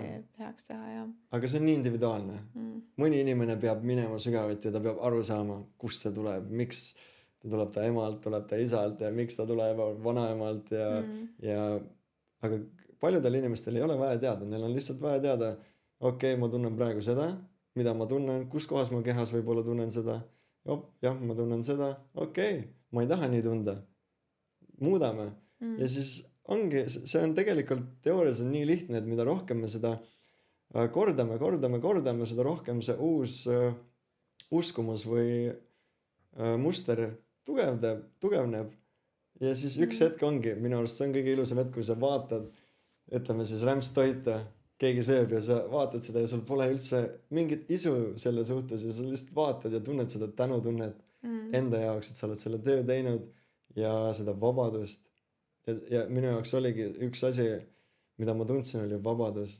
Vanadest mustritest lahkumine oli vabaduse tunne. Kui ma nägin neid, justkui nad tulid esile, siiamaani tulevad vahepeal, tulevad esile, ma teadvustan neid, aga ma ei lase neil ennast üle võtta. Ja ma lihtsalt mainin ära siin, et see töö ei lõppe mitte kunagi. Et nad tulevad, et kuna see elu käib ka niimoodi üles-alla, siis need mustrid ka mängivad ja uued mustrid tulevad, kuna me muutume iga päev, me muutume rakulise nagu raku tasandil kuni välistasandile, kogu aeg muutus toimub ja selle muutusega kaasa minna on üks olulisi praktikaid, mida ma ise olen praktiseerinud, sest et väga paljud tahavad, okei, ma saavutan selle, aga mille? Sest et see on nagu, me jõuame ükskord sinna, kus on sinna? Keegi teab, kus on sinna, nad kunagi ei jõua, sest et nii kui nad hakkavad jõudma sinna lähedale, tekib järgmine sinna ja siis sinna ja siis sinna ja siis nad kunagi ei jõuagi tegelikult sinna, et kuna see käib edasi lükkamine ja see on nagu raha, kogu aeg on vaja rohkem ja see on päris hea tugev praktika olnud. Siit on hästi hea küsida ka seda, et peale 9 aastat oled sa otsustanud tagasi Eesti minna. Kust see otsus sinuni tuli? See otsus tuli meieni. Et kui ma pallilt siis tagasi tulin Austraaliasse, siis ma panin hästi palju energiat oma imidži, oma brändi loomisele ja jagamisele. Ja siis oligi see hetk, see küsimus, mis sa ennem küsisid, et või rääkisid ennem, et me võime iseendaga tööd teha, aga siis see kõik on tagataustal. Ja siis mulle tundus, et ma tegin endaga siiamaani nii palju tööd ja siis ma järsku hakkasin väljapoole minema, hakkasin teisi aitama, siis see ego tuli mängu, et ma ei tea, kas sa ohvri kolmnurgaga oled tuttav. Et see on sükene harjumus, et väga paljudel inimestel harjumus ja siis me käime selle kolmnurga tipu vahet, et üks on siis ohver, esimene on ohver, teine on see, kes teeb viga. Jah, okei. See ohver, jah, päästja ja siis see, kes viga teeb eesti keeles. Et ma ise olin, mul oli see olukord advokaatide ja arstidega, ma olin ohver, ohvri, see muster on olnud pikka aega. Lapsepõlvest saadik on see ohver olnud seal nii tugev ja ajapikku tuleb esile, siis läheb ära jälle. Ja siis, kui ma sain selle ohvri süsteemi endas ümber programmeeritud, sattusin ma teisele poole. Ma olin päästja. Ma tol hetkel töötasin vabatahtlikuna Mustade kakatuude päästekeskuses siin Austraalias. Väga erakordsed linnud ainult siin ja siis ma tegelesin coaching uga, ma aitasin inimesi, ma tegelesin nende lindudega vabatahtlikuna ja see ego oli nii kõrgel, ma olin päästja.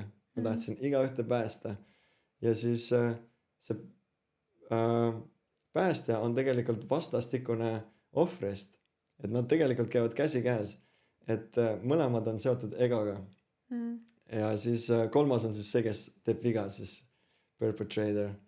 Ja väga tihti, üsna tihti me käime nende kolme vahelt, et üks hetk me tunneme, et kõik on meie vastu pahad, siis me teeme kellegile midagi head ja üsna tihti me teeme seda head, et ennast paremini tunda. Et väga paljud ei taha seda teadvustada, aga me teeme neid häid tegusid, et ennast paremini tunda, et toita oma ego ja siis ja me käime üsna tihti nende kolme vahelt ja siis vabanda, mis sa küsisid, et Eesti. Et ma jätkan siit natukene sellest eelmisest, et kuna see on kuidagi seotud, et siis mul oli, et sa ennem esitasid küsimuse ka, et kuidas mul see, et see oligi see hetk, kus ma olin nii palju enda sisse läinud, siis ma läksin enda välja, et ma tahtsin kõiki aidata, kõigile jagada seda, kirjutasin selle meeste programmi ja töötasin ikka veel vabatahtlikuna, ma olin siis media marketing tiimis, et ma sain üle maailma teha seda. Aga tol hetkel ei läinud siin kuidagi, ei läinud, kõik oli nii raske, et see, mida ma tegin, oli kõik nii raske ja siis ma olen õppinud märke vaatama. Et ma olen seda elu justkui lähem vooluga ja siis kui ma tunnen, et kuidagi raske on minna, siis tavaliselt mingid märgid näitavad meile, et kui me tahame vooluga kaasa minna, et mida me peame tegema, kas midagi lahti laskma. Ja siis ma lasingi lahti sellest coaching ust. Mõtlesin, okei, mitte kellegile, et ma ei hakka jagama seda, ma ei jaga joogat, ma lähen tagasi enda sisse. Ma lähen vaatan, et mis seal tegelikult toimub, et mulle tundub, et nagu me ennem rääkisime, et sa teed mingi töö ära, siis sa saad siin levelil olla mingi aeg, aga siis mingi hetk nagu elu läheb spiraalis ülespoole, mulle tundub. Ja siis me tahame kõrgemale minna. Et jälle, et me oleme mingi mustritega oleme rahu teinud ja siis meil on mingid uued mustrid tulevad esile, mida me teadlikult saame aru, et ei lase meil edasi liikuda, areneda. Ja siis ma tundsin, et tol hetkel, et mul on vaja kõigest lahti lasta, sest see on kõige raskem asi, mida teha. Sest et see ego tahtis nii väga kõike aidata ja seda, mul oli silmi ees juba, kuidas see kõik toimib ja siis ma lasin sellest lahti, sest see tundus kõige raskem asi, mida teha. Ja siis ma lasin lahti ja ma olin mõnda aega endaga töötanud, üksinda olnud ja siis ma tundsin, et kõik, mul on nii palju tööd teinud, ma olen nii heas kohas endaga. Ja siis tuli minu ellu naisterahvas. Ja siis sellest hetkest, kui me hakkasime kokku, ma sain aru, et vau, nii palju tööd on veel teha, mida ma tahan teha. Aga siis mul hakkas, enne seda küsisid ka veel, et see on ka natukene sellega seotud, et siis ma hakkasin otsima, et ma teadsin, et ma tulevikus tahan jagada, ma ei tea, kuidas seda nimetada, aga oma kogemusi nende teadmistega, mida ma olen eluteekonnal õppinud. Ja siis kuidas kõige paremini aru saada, sest et tol hetkel ma olin reisinud palju, perega aega veetnud ja justkui elanud selles teistsuguses maailmas. Aga enamus inimesed, keda ma usun, kellega ma töötama hakkaks, on inimesed, kes käivad tööl.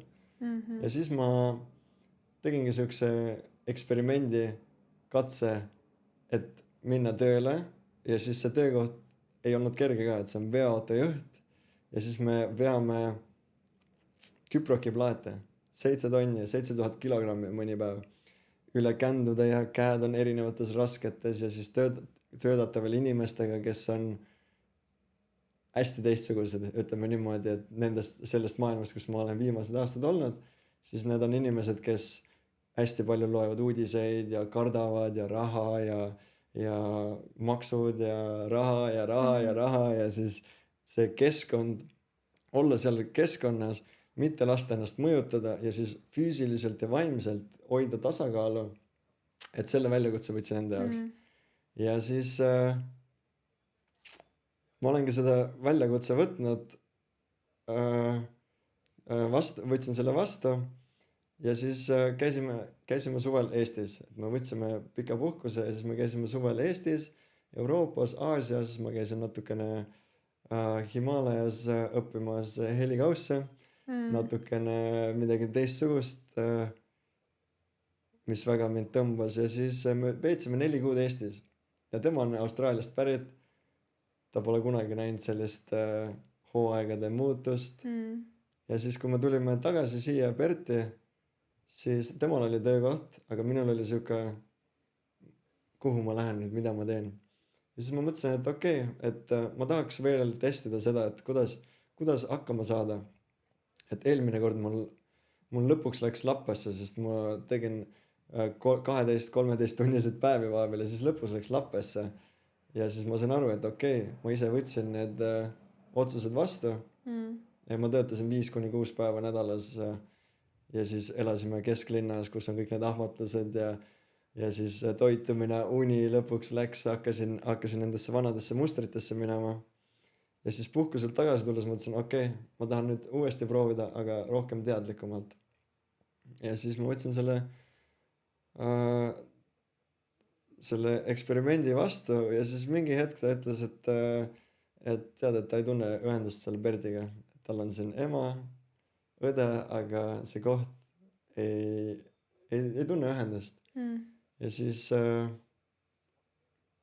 me käisime ümber Austraalia reisil autoga, panime katusetelgi, mõtlesime, et vaatame, äkki me leiame mingi teise koha. Ja siis Queensland oli siuke kutsuv, et piltidelt vaatad, et see troopiline ja ilus ja siis kui me jõudsime Queenslandi, siis me saame aru, et me ei saa ookeanis ujuda. Siin Perdis on nii ilusad ookeanid ja sa saad ujuda vabalt, aga seal on krokodillid ja haigalad ja jellyfishid ja seda vabadust ei ole. Et see ei sobi ja siis võib-olla New South Wales kuidagi tundus siuke, aga ei tundnud seda ühendust. Ja siis tema ütles, et lähme elame Eestis, et me saame kõik asjad siin maha müüdud ja siis selle raha eest me saame tegelikult osta sellise koha Eestis, mis on meie jaoks väärtuslik siis nii-öelda, kus on puhas vesi, puhas õhk. Kas ta on eesti keelt ka õppinud sinu kõrvalt või? Jaa, natukene on küll jah. Aga. See on naljakas, aga ta nüüd tahab tõsisemalt seda ette võtta, aga jah, sealt tuli siis see otsus, et me Austraalias midagi sellist ei saa teha ja siis Eestis me saaksime niimoodi, et me ei oleks kellegile võlgu pangale ega kellegile ja siis meil oleks see maalapp, kus me saame ise valida, mida me juurikate peale paneme ja kuidas nad kasvavad ja siis kodus saaksime tööd teha ja siis see on selline avatud projekt nii-öelda. Kuidas on, ongi, sa oled nii palju selle üle kindlasti nagu pikalt mõtisklenud, aga kuidas sa tunned, mis see 2 nädala pärast on lend Eesti on ju? Võib päris hirmus olla, ma tunneksin küll nagu kõiki emotsioone, mis vähegi maailmas olemas on ja eriti veel, kui on nagu välismaalane partner ka, sest ma tunnen, et alati on see mingis mõttes sa vajud ju hoopis teise rolli, sest et sa ju lähed tõlkija rolli sisuliselt tihti perele või nii edasi, et ma ei tea, ma olen ise kuidagi näinud, et Aussis on need erikultuuride suhted hästi ägedad, sest et kõik ju räägivad kõiki keeli. Aga kui on Eesti vanemad või tuttavad või keegi, kes üldse eesti või inglise keelt ei räägi, tähendab, et siis hakkab see suhte dünaamika muutub hästi kiirelt, vaata, kui üks läheb tõlkerolli, kas sa oled üldse selle peale mõtlenud või eestlased tegelikult räägivad suhteliselt hästi inglise keelt, aga et õnneks eestlased räägivad suht hästi inglise keelt, aga meil oli hea praktika, kui me käisime seal, veetsime 4 kuud perega ja siis tänapäeval õnneks on kõrvaklapid, siuksed kaheosalised kõrvaklapid, et üks paneb ühe kõrva, teine teise ja siis tõlgib mõlemasse keelde. okei. Mis tegelikult on väga ilus tööriist, et tegelikult kui seda kasutada, siis inimene peab ära kuulama, mida teine vastab, et siis pannakse rohkem energiat ja siis on tähendusrikkam jutt. Et kui inimesed üksteisest aru saavad, et väga tihti käib siuke, tead, et tihti inimesed ei mõtle, mida nad räägivad, neil on lihtsalt midagi vaja välja saada energeetiliselt või mis iganes ja siis see on siuke ilus tööriist, et nad saavad ühendada. Mis selle nimi on? See on päris huvitav. Ma ei teagi, et nad on lihtsalt mingid translator earbuds või midagi sellist. Okei. Ja mis sinu teekond ees ootab Eestis, kus sa tunned, et sinu joogaõpetaja teekond võiks jätkuda või kuidas sa tunned praegult, et kus sa oled uuesti seal, et sa tahad ja jaksad jagada enda kogemusi või? Sellega on niimoodi, et nagu sa ennem rääkisid, et sa oleksid, et kui sul selline olukord elus oleks, et oleks nii palju emotsioone ja tundeid ja mis, siis ma olen väga palju teinud tööd lahtilaskmisega. Lahti lasknud hobidest, varast, mänguasjadest, mootorratastest ja kõik need asjad, mida ma olen nii tugevalt endas hoidnud. Pluss emotsioonid, tahtmised ja ootused. Et see on üks nendest asjadest, mis kui me suudame oma mõttes lahti lasta ootustest, hirmudest, see on üks suur asi, hirmud. Et enamus asjad, mida me teeme, on hirmu pärast, et see hirm aitab meil evolutsioonis edasi minna, et me ei käiks tööl, kui me ei kardaks, et me ei saa süüa. Me ei, väga paljud ei ütleks kellelegi, et nad armastavad kedagi, kui nad ei kardaks neist ilma jääda.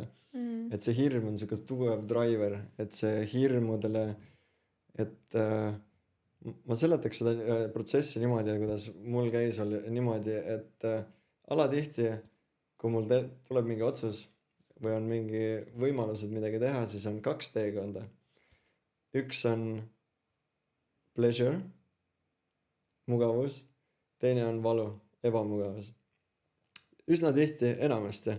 Kui ma valin selle mugava teekonna, ei ole seal väga palju õppetunde. On mugav, see ongi põhjus, miks me kasutame vanu mustreid. Sest see on juba, me teame juba. Me saame selle krõpsupaki ära, me teame, mida me tunneme. Isegi kui me tunneme halvasti, me teame, et me tunneme hiljem niimoodi. Aga see on mugav, sest me tunneme. Aga nüüd, kui me sööme juurikaid selle asemel, me ei tea ja see on ebamugav, me peame minema poodi, me peame keetma või me peame lõikama midagi, see on kehal kõik hakkab kohe niimoodi ja siis minu jaoks ongi see indikaator. Ma võin valida, kas jääda täpselt samaks inimeseks, kes ma olen praegu või mul on võimalus areneda. Ja ma ei ütle, et ma kogu aeg lähen sinna suunas, sest ma olen täitsa tavaline inimene, minus ei ole mitte midagi erilist ja ma käin tihti seda rada ka, aga ma üritan teadlikumalt valida selle ebamugavuse, et siis see ebamugavus aitab edasi liikuda. Ja siis see tulevik ongi selline asi, et ma olen sellest lahti lasknud. Et ma võin tahta midagi oma mõistuses, aga ma usun saatus või mis iganes see teekond, millega ma liigun, tal on mingi oma rada minu jaoks. Ma olen avatud ja ma usun tegelikult, et need teadmised ja praktikad on minu jaoks põhjusega ja ma hakkan jagama neid Eestis. Sest mul on tunne, et Eestis on seda, ma tunnen, et ma tunnen, et minu koht on Eestis seda jagada. Et sellepärast mul vist siin ei olegi niimoodi läinud, nagu ma olen tahtnud. Aga see on jällegi üks asi, mida me tahame, teine asi, mida mina usun, mis meile määratud on. Ja siis me saame nende poole pealt nagu käia. jah, see on nii, issand, ma nagu lihtsalt pean ajaliselt hakkama otsi kokku tõmbama, aga see on nii siuke teema, mida ma võiks nagu tundide viisi arutada, sest ma tunnen, et see ongi praegu nagu, see ongi ju täpselt see, et samas mm, et see tegelikult ju nagu mingis mõttes ei kattu, vaata, et justkui lased lahti ja ei taha nagu panna ootusi või tulevikku, eks ju, aga samas tahad valida raskemat teed, on ju. Et siis, et saada õppetunde, et mitte minna mugavasse. Ma mõtlen, et tihti vaata, kui inimesed ongi ülilihtsad näited, on see karjääriteekond, on see ettevõtte ehitamine, on see Austraalias PR-i saamine, on see teha siis see valik, et kas ma lähen Eesti, kas ma jään siia, ükskõik mis see on, vaata, et see on, et raske tuleb ju tegelikult niikuinii, et minul, kui mul on näiteks tuttavad kirjutanud, et umbes, et see on mu olukord, et mis sa arvad, mis ma peaksin tegema, on ju, siis ma olen ka alati ütlenud, et vahet ei ole. Kui sa lähed Eesti, sul on raske. Kui sa jääd siia, see teekond on niikuinii raske. Et tegelikult ju, samamoodi, kui sa mõtledki, et ma jään enda palgatööle, kus ma tegelikult võib-olla ma ei pea liiga palju pingutama, kui ma peaksin, kui ma oleksin ettevõtja näiteks enda brändi müüma, enda koolitusi müüma, mis iganes. Et see on ju mingis mõttes mugavam, aga lõpuks on ju ikka raske, sest et sa ei viinud enda unistusi täida, sa võib-olla ei saanud nii palju raha teenida. Sa saad aru, mis ma mõtlen, vaata, et tegelikult ju iga asi on mingis mõttes, aga see on huvitav.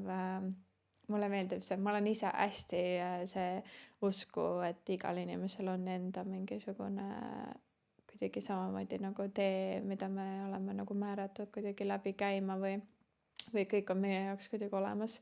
See on hästi huvitav, mina olen hästi sellist usku ja mina olen hästi seda usku, et meil on kõigil omal nagu mingid sellised väiksed anded või hästi tugevad küljed nagu, millega me peaks tegelema ja siis mul on hästi palju ettevõtjaid ka ümberringi, kes on nagu ei raha pärast ja nagu niimoodi, et siis on hästi huvitav nagu, et tegelikult nagu lõpuks rahaliselt võidavad need, kes lähevadki nagu külma südamega, mis iganes vaata, aga ma alati mõtlen, et päeva lõpuks ongi ju tegelikult see kõige olulisem, kuidas mina iseendaga ennast tunnen, kui ma silmad kinni panen, kas ma tunnen, et ma tegin need väikese virgiti unistused tõeks ja nii edasi.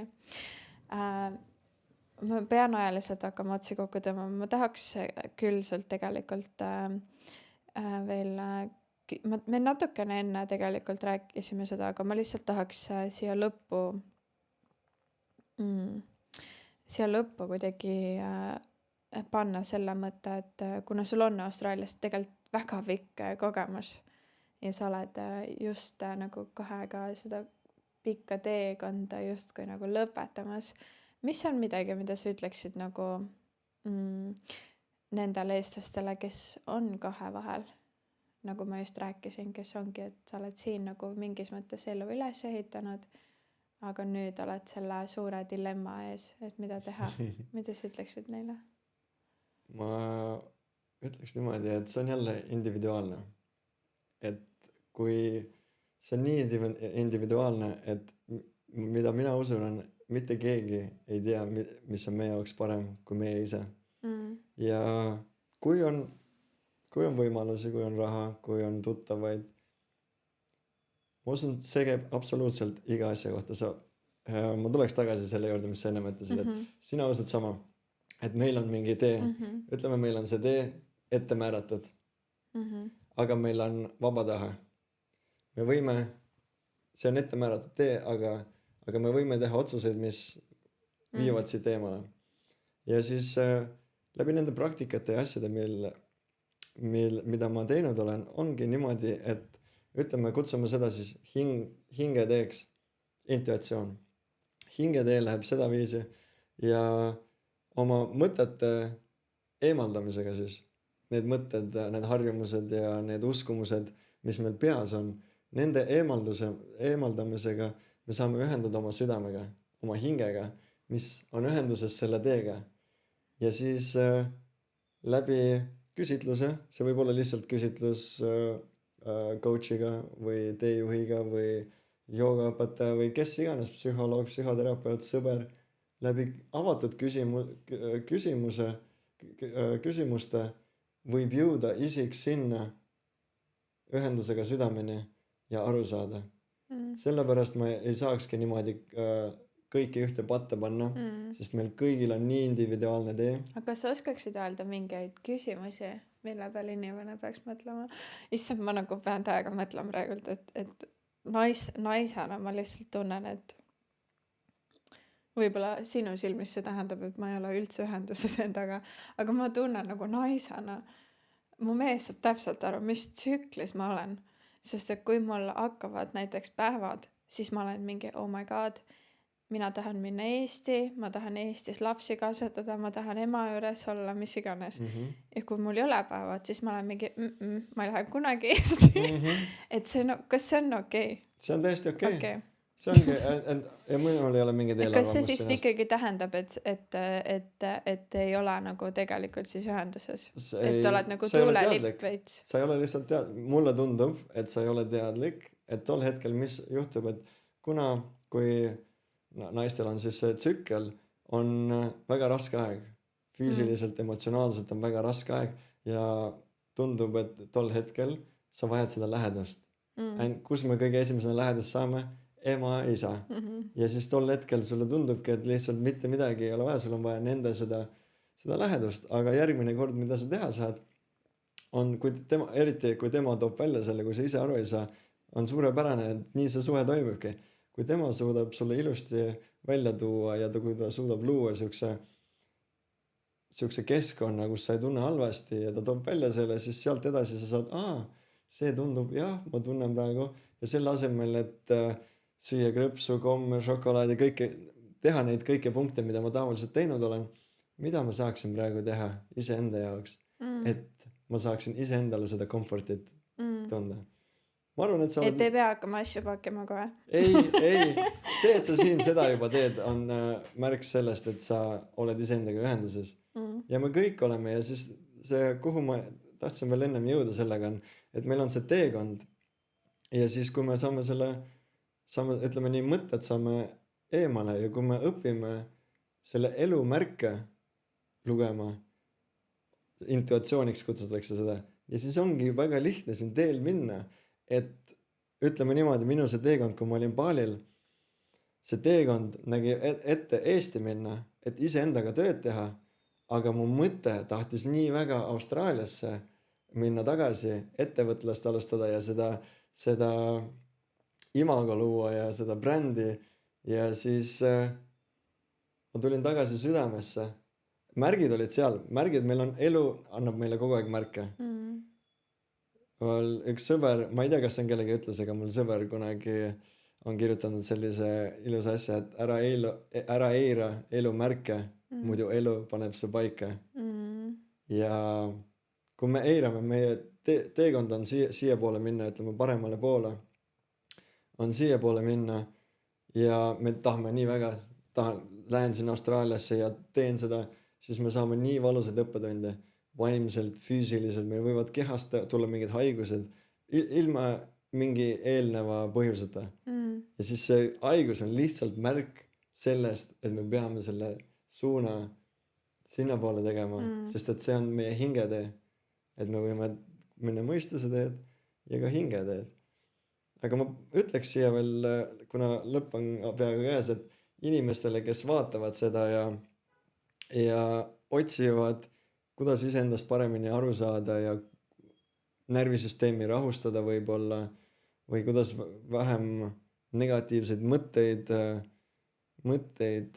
saada, on ülilihtsad praktikad.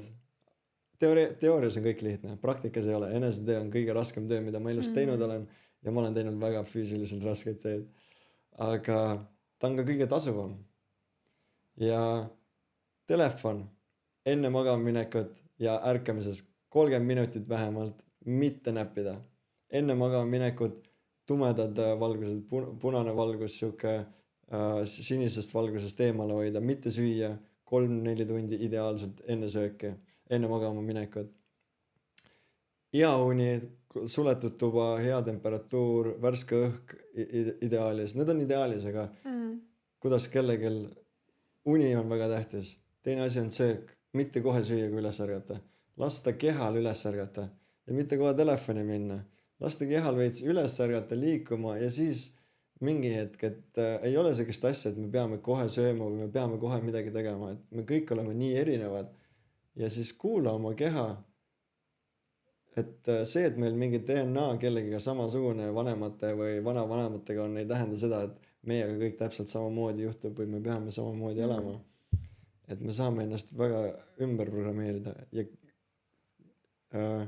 teine kõige parem asi on hingamine.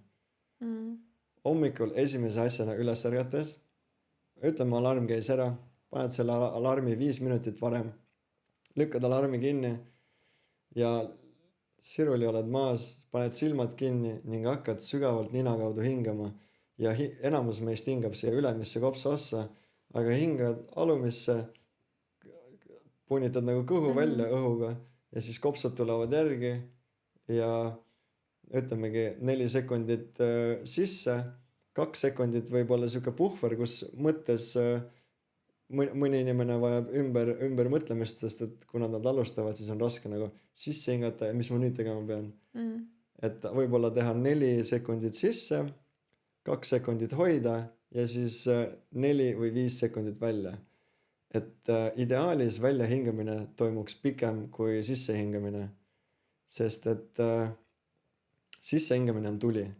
Meil kõigil on tuleelement, on meeselement, et meil ühtlasi on ka, ma tunnen, et see läheb väga tiibiks siin, aga ma ei tea, et meil kõigil on meesenergia ja naisenergia. Ei tähenda, et kui meil naisenergia on, et me naine oleme, aga on pehme energia. On see naise, kuidas naine suudab last hoida, on teistmoodi kui mees suudab või ta suudab nurturing. Jah, issand. Jah. Naine suudab, tal on omadused, naine on seotud kuuga, mis on vesi, mis on vasak kehaosa meil ja mees kehaosa on parem, tuli ja päike. Et see parempoolne on seotud sümpateetilise närvisüsteemiga, tuli. Vasak on parasümpateetiline. Ja mida me teeme, et kui me sisse hingame kiiresti või me aktiveerime endal seda mees tugevust ja siis samamoodi sümpateetilist närvisüsteemi, ehk siis meie keha on valmis võitlema, jooksma. See on hea teha enne sporti. Aga kui me tahame magama jääda või me tahame ennast maha rahustada, on just vastupidi. Rahulik sissehingamine ja pikk väljahingamine, sest sissehingamine on meesenergia, väljahingamine on naisenergia. Ja siis kui me justkui ütleme, hingame siiani meesenergiat ja siis naisenergia läheb kõik siia. Kui me suudame teha seda võib-olla 15 korda. Ma alati, mis ma coachingus teen on see, et me alustame väikselt. Proovi täna teha 5, järgmine nädal 10 ja siis kahe nädala pärast inimene teeb ise juba 5 minutit ja see on kõik. Jälle, nii individuaalne, kas see areng on individuaalne või kui palju mõni vajab. Aga enne magama minekut ja ärgates ja siis teadlikult samal ajal, kui seda hingamist teha, ühendada selle naise energiaga ja tuua rahu majja, tuua enda kehasse. Et siis alustada päeva rahulikult. Sest et enamus inimesed alustavad, nad on juba eelmisest päevast sümpateetiline närvisüsteem on laes, nad ärkavad ülesse, nad on hiljaks jäänud, nad magasid sisse, nad joovad kohvi, nad kuulavad muusikat ja siis tekib see tasand, mis me ennem rääkisime vastupidi. Tekib see ärevuse tasand, see tundub normaalne, siis on järgmine stressor, muusika, ülemus, töökaaslased, see tundub normaalne, kohvi, see on normaalne ja siis nad lõpuks on nii niuke, nad ise ei saa aru, aga nad on päev otsa sellega seda kaasas kandnud ja siis nad lähevad koju ja siis nad plahvatavad. Et sellest väga palju tülid peredest tekivad, et kuna teadlikult inimesed ei tasakaalusta närvisüsteeme, et see on parasümpateetiline ja siis seda tööriista sellisel juhul enne tööle minekut autos, enne koju tulekut, lõunapausi aeg, iga hetk saab seda hingamisega oma närvisüsteemi tasakaalustada ja rohkem hetkes ja rahulikum olla. Et see on kõige parem tööriist on hingamine ja selle eest ei pea maksma.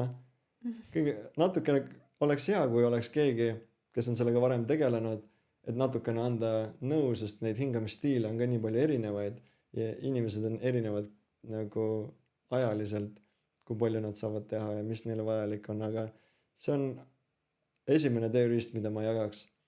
Kui keegi tahab enda sisse vaadata, endast aru saada või ennast maha rahustada, mida iganes endaga teha, see hingamine ehk siis sild, mis on hinge ja siis selle füüsilise keha vahel sinna tähelepanu panna. Väga ilus. Ma arvan, et see ongi salanipp nii naistele ka võib-olla, kes tunnevad, et nad kipuvad olema liiga palju meesenergias või et ärevus läheb liiga suureks ja nii edasi.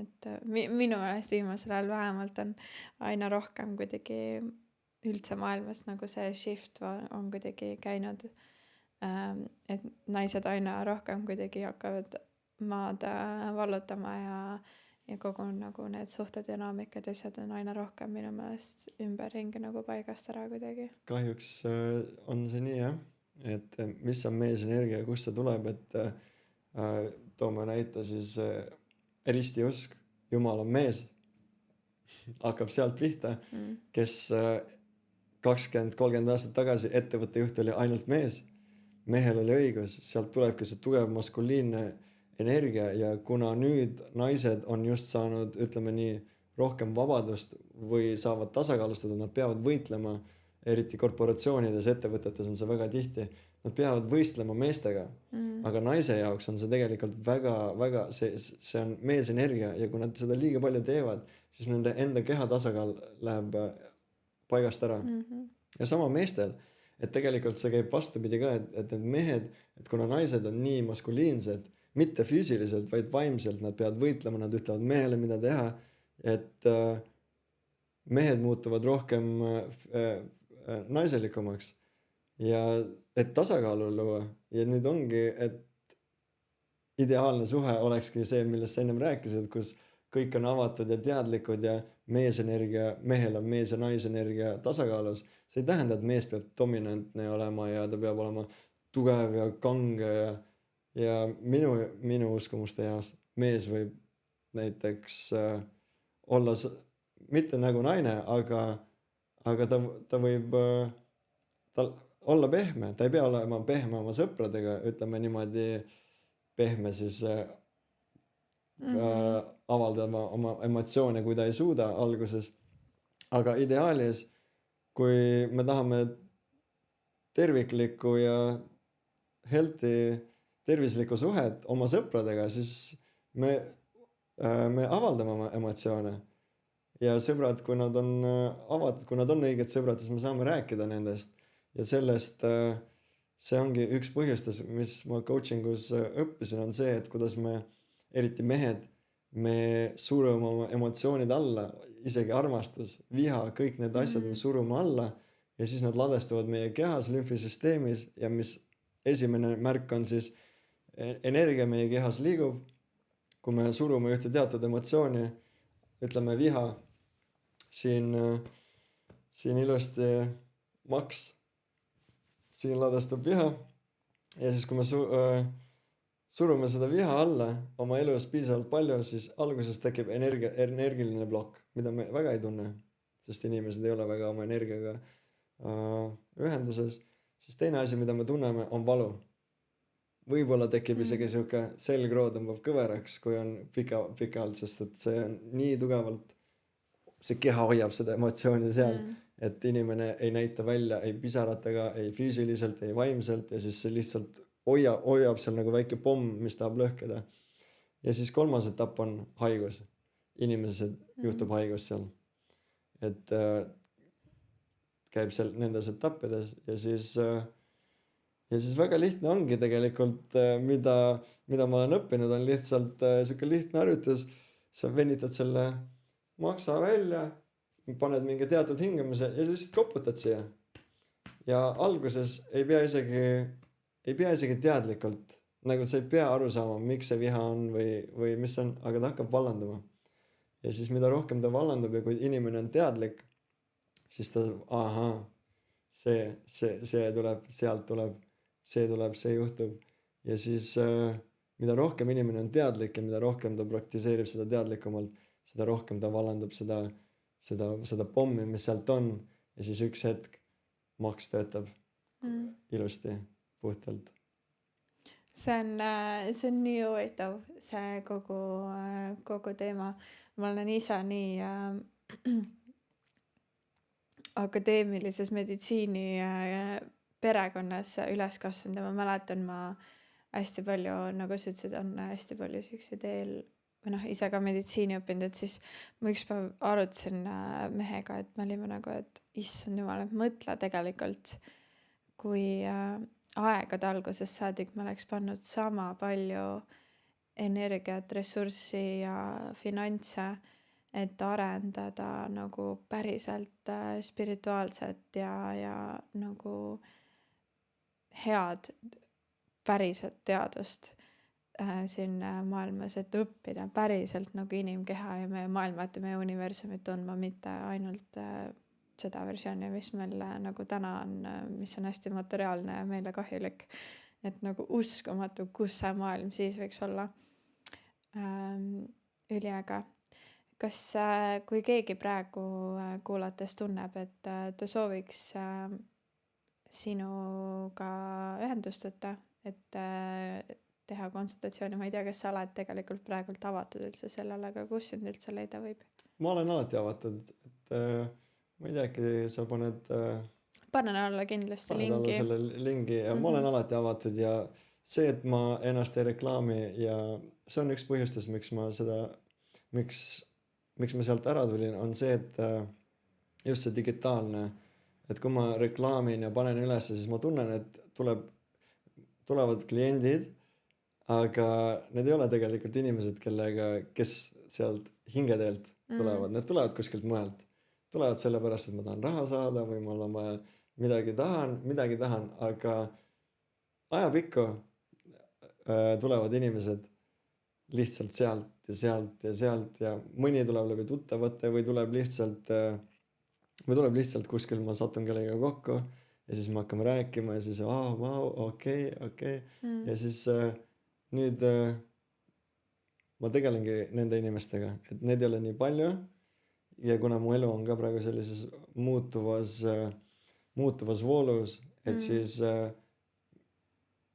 ma hea meelega tegelen inimestega ja kui keegi tunneb, et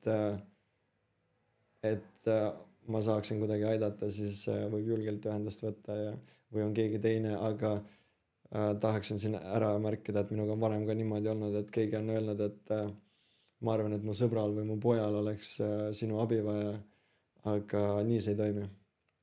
Et kui inimene ise ei taha muutuda, kui inimene ise ei ole nõus ja valmis seda tööd tegema, sest see ei ole lihtne töö. Iseendaga silmitsi vaatama, enda varjupoolega leppimine on palju raskem, kui käia iga päev tööl, saada palka. See on kerge, see on väga kerge, sest sa tead, mis kelle sa lähed, mis kelle sa lõpetad, palju palka on, mida sa tegema pead. Ja sa ei pea minema siia ja siia. Mis need probleemid või mured või küsimused inimese sees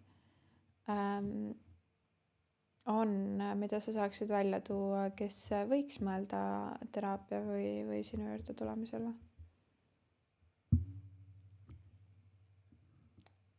See sobiks, see mitte küsimus, vaid kus inimesed, kes tahavad iseendast aru saada, närvisüsteemi rahustada, tunda mugavalt oma kehas ilma valudeta ja valud saab väga tihti leevendada ilma ravimiteta, sest et valu on märk kehas, näitab midagi, mis on emotsionaalselt või vaimselt blokeeritud. Eesmärke luua, aru saada, tasakaalu tuua ellu ja põhimõtteliselt see sobib igale ühele, kes tahab enesearengut või mis iganes arengut teha.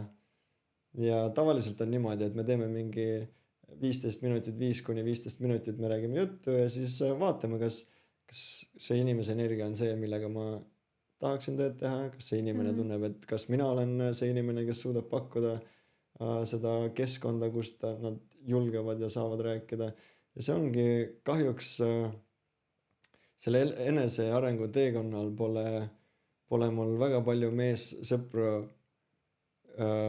sellega tööd teinud, aga ma olen väga tänulik, et meessõbrad on teisi praktikaid, on joogat ja hingamist ja isegi mu isa on proovinud ja nad on aru saanud, et kuidas see beneficial on, aga kuna elu on teistsugune ja et seda igapäevasesse praktikasse tuua, on vaja rohkem tööd teha ja siis äge. Ja, et proovivad ja annavad nagu võimaluse. Ja tõesti, et inimesed, kes on minu minevikust, keda ma poleks elu sees uskunud, et nad midagi sellist teeksid, siis tore on näha. Ja mis on huvitav stigma on tõesti sellele eestlastel on nagu kuidagi hästi tugevad nagu elaindused kaasas. Et ilmselt sinu jaoks on väga äge pärusmaa ilmselt tulebki Eestis, kuna ma tahaks, sinu kogemuste baas sealt joogaparnist ja nende aastate jooksul on niivõrd palju laiem versus Eestis ju, kui ma ise käisin joogas, siis see on nagu see yoga for fitness pretty much, et seal nagu sügavust ei ole, et seda joogat tehakse hästi palju, pigem nagu laiemas mastaabis või niimoodi tehakse ju trenni mõttes pigem, kui siis ongi, et siin ma tunnen, rõhutataksegi rohkem seda hingamist ja hingamine ongi põhiosi joogast ja nii edasi, et ma arvan, et sul tuleb mega ma arvan, üks hetk su sees nagu käivitub see, et nagu, et sinu see kogemuste baas on nagu niivõrd suur, et ma kindlasti usun, et sa leiad Eestis enda nagu selle kogukonna, kellega sa nagu tunned, et sa match'id. See on äge. See on mega äge. Väga äge. See on nii äge. Mul on nii päris palju tuttavaid Eestis, kes nüüd on teinud ka siuksed pigem holistilisi nagu festivale ja ma tunnen, et kogu siuke enesevaatlus ja siuke kogu see vaikselt hakkab Eestis muutuma, mul on tunne. See on üle terve maailma. Ja. See muutus on väga, väga märgatav ja eriti noorte inimeste seas. Et nemad ei pea nii palju isegi tööd tegema, et neil justkui on antud see juba sünnist saadik, aga vanematel inimestel tuleb rohkem tööd teha ja ilus on näha jah, et see muutub igal pool ja eks nagu iga teine asi, et enne enamasti, ütleme siis mees ei lähe arsti juurde enne, kui mingi tõsine viga on. Et sama on selle eluga, maailmaga, ma arvan, et me peame jõudma mingi kaoseni, et kaosest nagu lootus. Lootus on ilus näide, et ta täiesti sealt mulla südamikust tuleb välja päikese poole. Et alguses on vaja minna sinna tumedasse. Et meil on vaja seda kuidas öelda, stressorit või mitte stressorit, vaid kaost, et sealt midagi ilusat luua. Kus maal sa tunned, et sa ise praegu oled? Kas sa saaksid täpsustada? Sellest kaosest, mullast kuni selleni, et sa saaksid uuesti targata nüüd sinu uute elumuutustega? Ma arvan, et ma käin niimoodi kogu aeg. Et mul ei ole mingit kindlat sellist, et mingi hetk ma jõuan sellisesse olukorda, kus ma tunnen, et ma olen nii palju teed endaga teinud ja ma tunnen hästi ja siis ma küsin, et kas see on ego või ma võrdlen ja siis miks ma võrdlen ennast sellega, kes ma olin 10 aastat tagasi, sest me oleme rakuliselt ja füüsiliselt ja vaimselt täiesti erinevad inimesed, isegi see, kes ma olen täna, ma ei saa võrrelda sellega, kes ma olin eile ja siis ma lasen lahti. Et See on ma ei huvitav, pane siukseid see on huvitav viis. silte endale jah, et see on väga vaba elustiil, mida ma praktiseerin, et mulle meeldib, et see ongi, et me paarilisega ka, me ei pane silte, et üritame neid silte, sest et muidu see sildistamine teeb keerulisemaks, nii kui sa ütled, et paned endale mingi sildi, siis meie aju on tegelikult väga rumal, et isegi kui me iseendale valetame, siis see aju jääb uskuma. Ja niimoodi ongi, et inimesed mõtlevad iseennast haigeks. Ja sellepärast ongi see neuroscience on tegelikult nii kerge, et kui me teeme seda tööd jätkusuutlikult ja muudame oma need mustrid, mõtte- või käitumismustrid mingi hetk, ongi kõik see aju unustas ära see, mis varem oli, okei, mingi märk sinna jääb, aga see uus uskumus on nii tugev, et see vana väga harva tuleb ülesse. Et see on tegelikult nii kerge, lihtsalt tuleb tööd teha, et tulebki jätkusuutlikult, et peeglisse iga päev vaadata. Iga kord, kui sa kõnnid peeglist mööda, vaatad peeglisse ja ütled endale, hei, sa oled ilus, sa oled tervislik, mis iganes inimesega neile sobib. Ja siis iga päev või iga aja tagant sinna juurde midagi teha, katsuda oma keha ja öelda, et ma armastan sind ja ühendada iseendaga, aktsepteerida, sest et me oleme täpselt sellised, nagu me oleme ja me oleme põhjusega.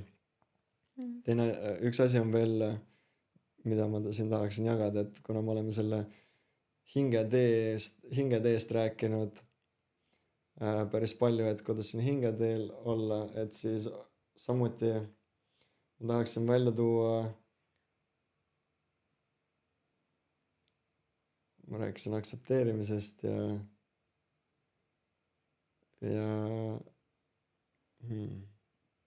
ju siis see ei tule hetkel. Mõttelõng läks. Saad hetke mõelda, ei ole kiiret. Aktsepteerimine, jah, et iga olukord, iga inimene, iga hetk meie elus, meil on õpetajad. Kui me oskame avatud pilguga vaatame, näiteks puud lehvimas ja see võib olla ükskõik, mis jama meil peas toimumas või suhtes või midagi. Ja kui me vaatame seda puud avatult ja teadlikult, siis see puu võib meile õpetada midagi meie enda kohta. Näiteks ole paindlik, jah. Su paariline on, võib-olla ta on hüperaktiivne või närviline, midagi toimub seal ja siis ole justkui see puu tuulega tema energias. Jah, ta on niimoodi, aga ära lase ennast mõjutada. Nagu käi temaga kaasas, aga ära võtta endasse neid emotsioone, mis temal on. Saa temast aru. Ja neid õppetunde, õpetajaid, isikuid ja olukordi, kui me sellise pilguga vaatame, on iga päev meil nii palju. Ja tõesti, iga olukord, ma usun, on õppetund meie enda kohta, et me saaksime edasi areneda. Aga üsna tihti on niimoodi, et see ego ei lase meil avatult vaadata, vaid võtab kohe, hakkab kaitsepositsiooni ja hakkab kaitsma seda. Väga, väga ilus. Aitäh sulle, issand, peaaegu 2 tundi on täis räägitud ja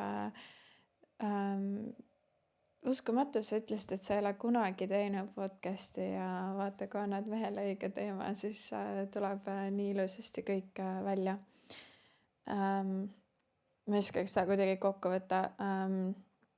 Ma loodan tõesti, et sulle, kes sa oled siia lõppu jõudnud, et mul ei ole kahtluski, et üks teema kindlasti sind mõjutas ja sa said sellest midagi kaasa. Ma panen kõik lingid alla ka, kui sa soovid kasutada seda võimalust, et kasutada siis, kuidas võid teejuht öelda või? Teejuht. Jah, kasutada teejuhti, et jõuda ise siis ka nagu parema ja sügavam eluni, et sa saaksid ennast tundma õppida. Ja aitäh, et sa tulid. aitäh, et kutsusid mind. Head hingamist kõigile. Jah, oh my god. Tead, ma olen käinud siin Perdis. Ma panen selle pausile. Thank you if you've been with me since the beginning, and if you haven't, please make sure you hit the subscribe button down below. It really helps me to spread this podcast to everyone who might find this useful. I'm so excited that you're here, and if you like this episode, please share it with someone you know. Thank you.